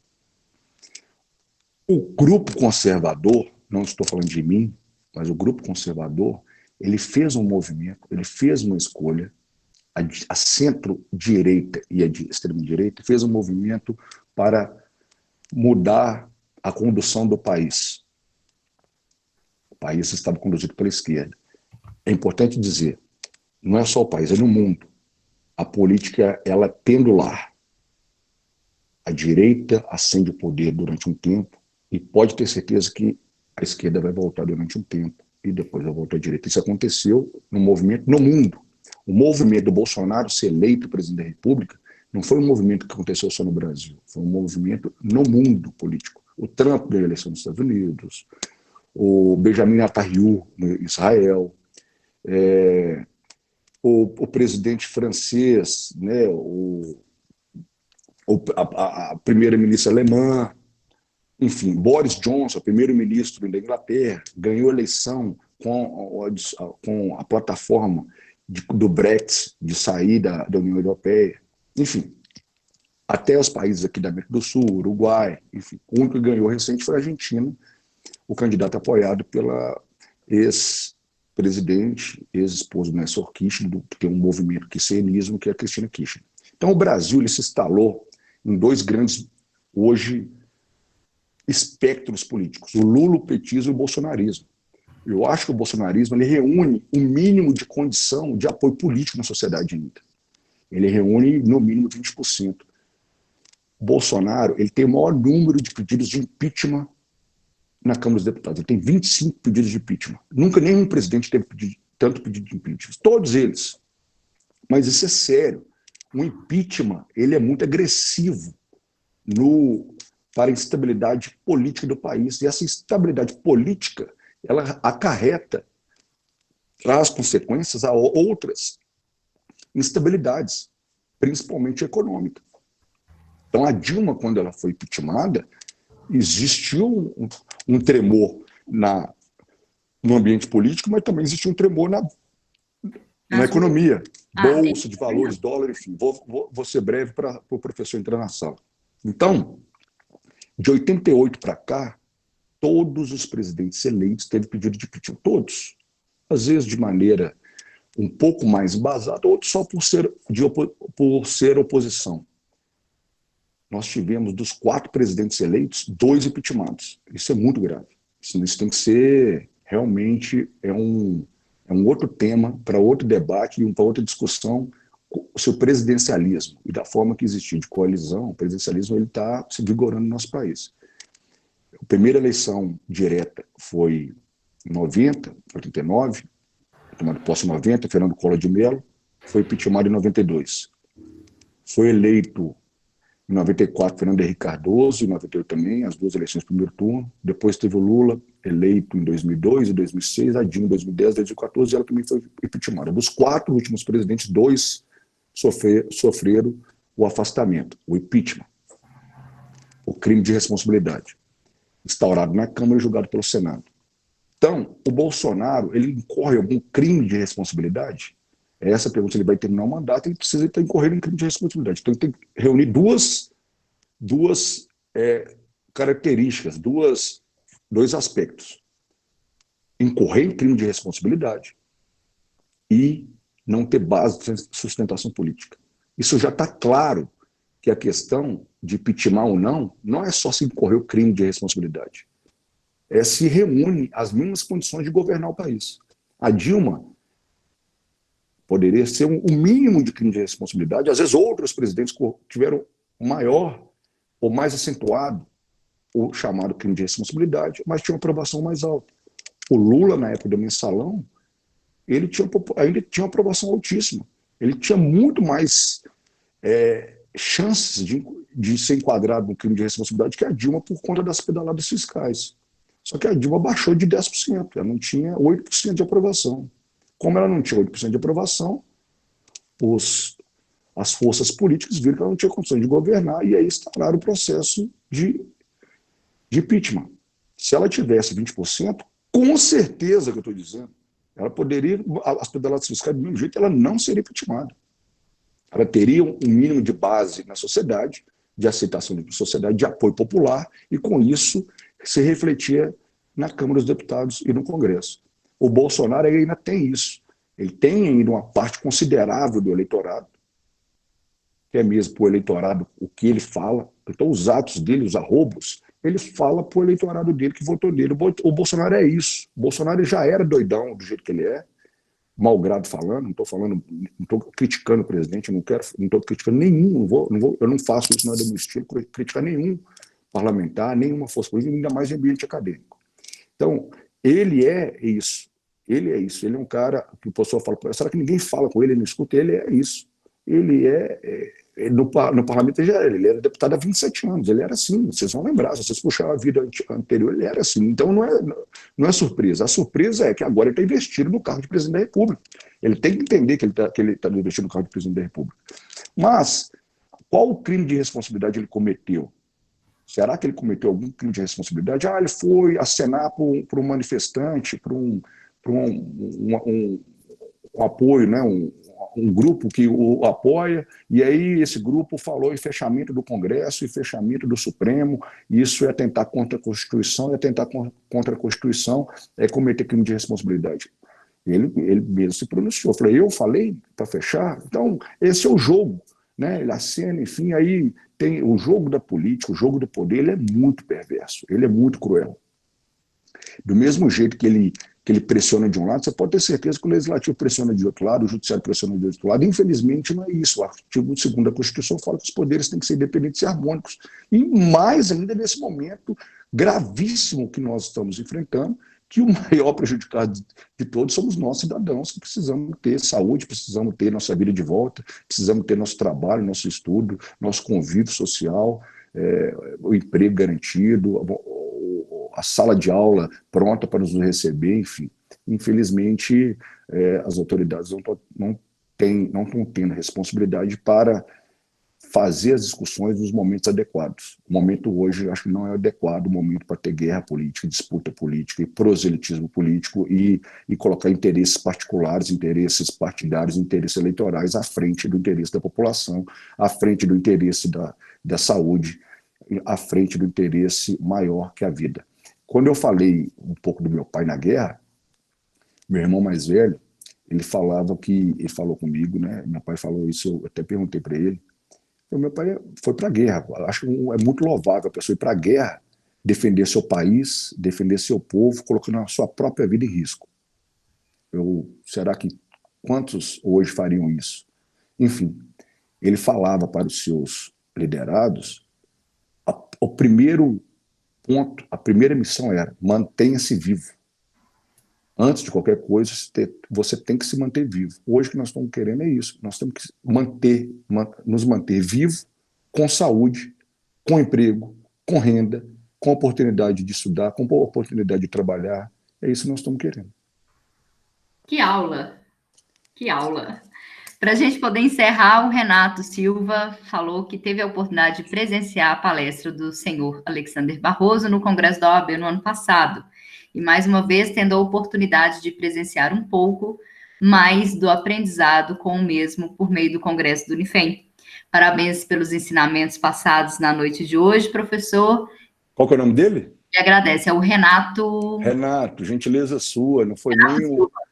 Gentileza sua. A palestra foi do Nef Cordeiro, do Marco Buzzi, que gentilmente aceitou meu convite, do Daniel Falcão, do Alexandre Ateniense, do senador Anastasia. Esses foram realmente palestrantes, e os demais que foram convidados pela própria da advocacia local, esses foram palestrantes que atenderam gentilmente meu pedido.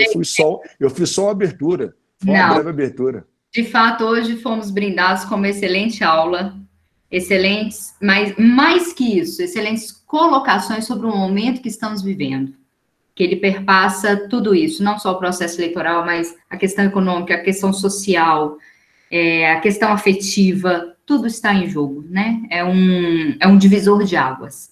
Falamos isso durante o Congresso nesses 3 dias, que existe o humano antes e depois dessa pandemia. E quem não pensa assim, não sabe onde está e o que está acontecendo no mundo. Eu queria finalizar, se você me permite, professora. Por favor. Eu disse que era cristão, eu acho que esse momento também é um momento que as pessoas estão mais conectadas ou estão procurando mais a Deus. Tenho certeza, quanto mais a gente aproxima de Deus, mais Ele aproxima da gente. Eu tenho uma oração de Evangelho de Mateus, que acho que todo mundo conhece, que é o Pai Nosso. Vou pedir licença para orar ao Pai Nosso brevemente para vocês. Pai Nosso, que estais no céu, santificado seja o teu nome, seja feita a vossa vontade, assim na terra como no céu. Pão nosso cada dia nos dá hoje, perdoai as nossas ofensas, assim como nós perdoamos a quem nos tem ofendido. Não deixeis cair em tentação, mas livrai-nos do mal. Amém. Nesta oração, a gente vê muito nosso, nós, enfim. Então, a gente vai ter que sair daqui. Quem não aprendeu vai ter que aprender que o individualismo não leva a lugar nenhum, que é nós temos que pensar na coletividade, tem que pensar no coletivo, tem que pensar no todo, porque o individualismo vai nos levar a lugar nenhum. E a outra questão que eu queria dizer com vocês, foi do início, e agora para concluir, não tenham medo, gente. Não, medo no sinônimo de pânico. Medo a gente vai ter sempre na vida, vai ter vários momentos que nós vamos ter medo, mas vamos exercer esse sentimento de coragem vigorosamente entre a gente. Vamos enfrentar o medo. Corajoso não é quem não é ausência de medo. Coragem não é ausência de medo. Corajoso é aquele que enfrenta o medo e não deixa o medo virar pânico. Existe, depois se vocês tiverem curiosidade, Isaías 41:10. Lá a palavra diz assim: não tenham medo, eu sou o seu Deus, estou com você. Não entre em pânico. Confie que Deus estará com vocês. Deus abençoe vocês, que vocês tenham o restante de semana, e Deus abençoe essa faculdade, que seja próspera, abençoa também, professora Ana Carolina, que você continue brilhando, continue conduzindo a coordenação dessa faculdade com maestria e com brilhantismo, e conte com esse humilde colega aqui para o que você precisar. Amém, amém, amém. Muito, muito, muito obrigada. Sem palavras para agradecer. Ficamos aqui, 2 horas debatendo, aprendendo. Sério? Mentira. Aprendendo. Desculpa, gente. Desculpa, não. Excelente, excelente. A ideia do congresso é essa mesmo, interagir. Podia ter me cortado, professor. Agora podia ter me cortado. De jeito nenhum. Aqui, Messília falou, nem consegui sair para outra palestra. Messília, nós vamos combinar aqui, se a professora me ajudar, nós vamos fazer uma live, que aí eu tenho mais tempo, lá no meu Instagram, quem quiser ir lá também ver, Alexander Barroso. Por favor, divulga o Instagram. E aí nós vamos, será um prazer ter vocês como amigos também virtuais, nós estamos aprendendo isso, Alexander Barroso. E eu, de novo, eu quero abraçá-la, conhecê-los pessoalmente, conhecer todos vocês, tá bom? E vamos. Doutor Alexander Barroso, muitíssimo obrigada, uma boa noite, um bom resto de semana, obrigada por estar conosco.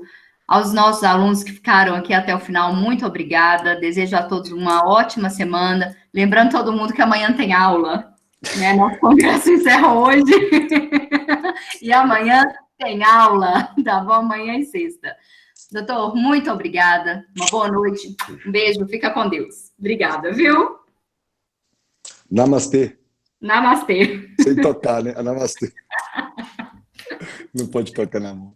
Tchau. Até mais. Tchau.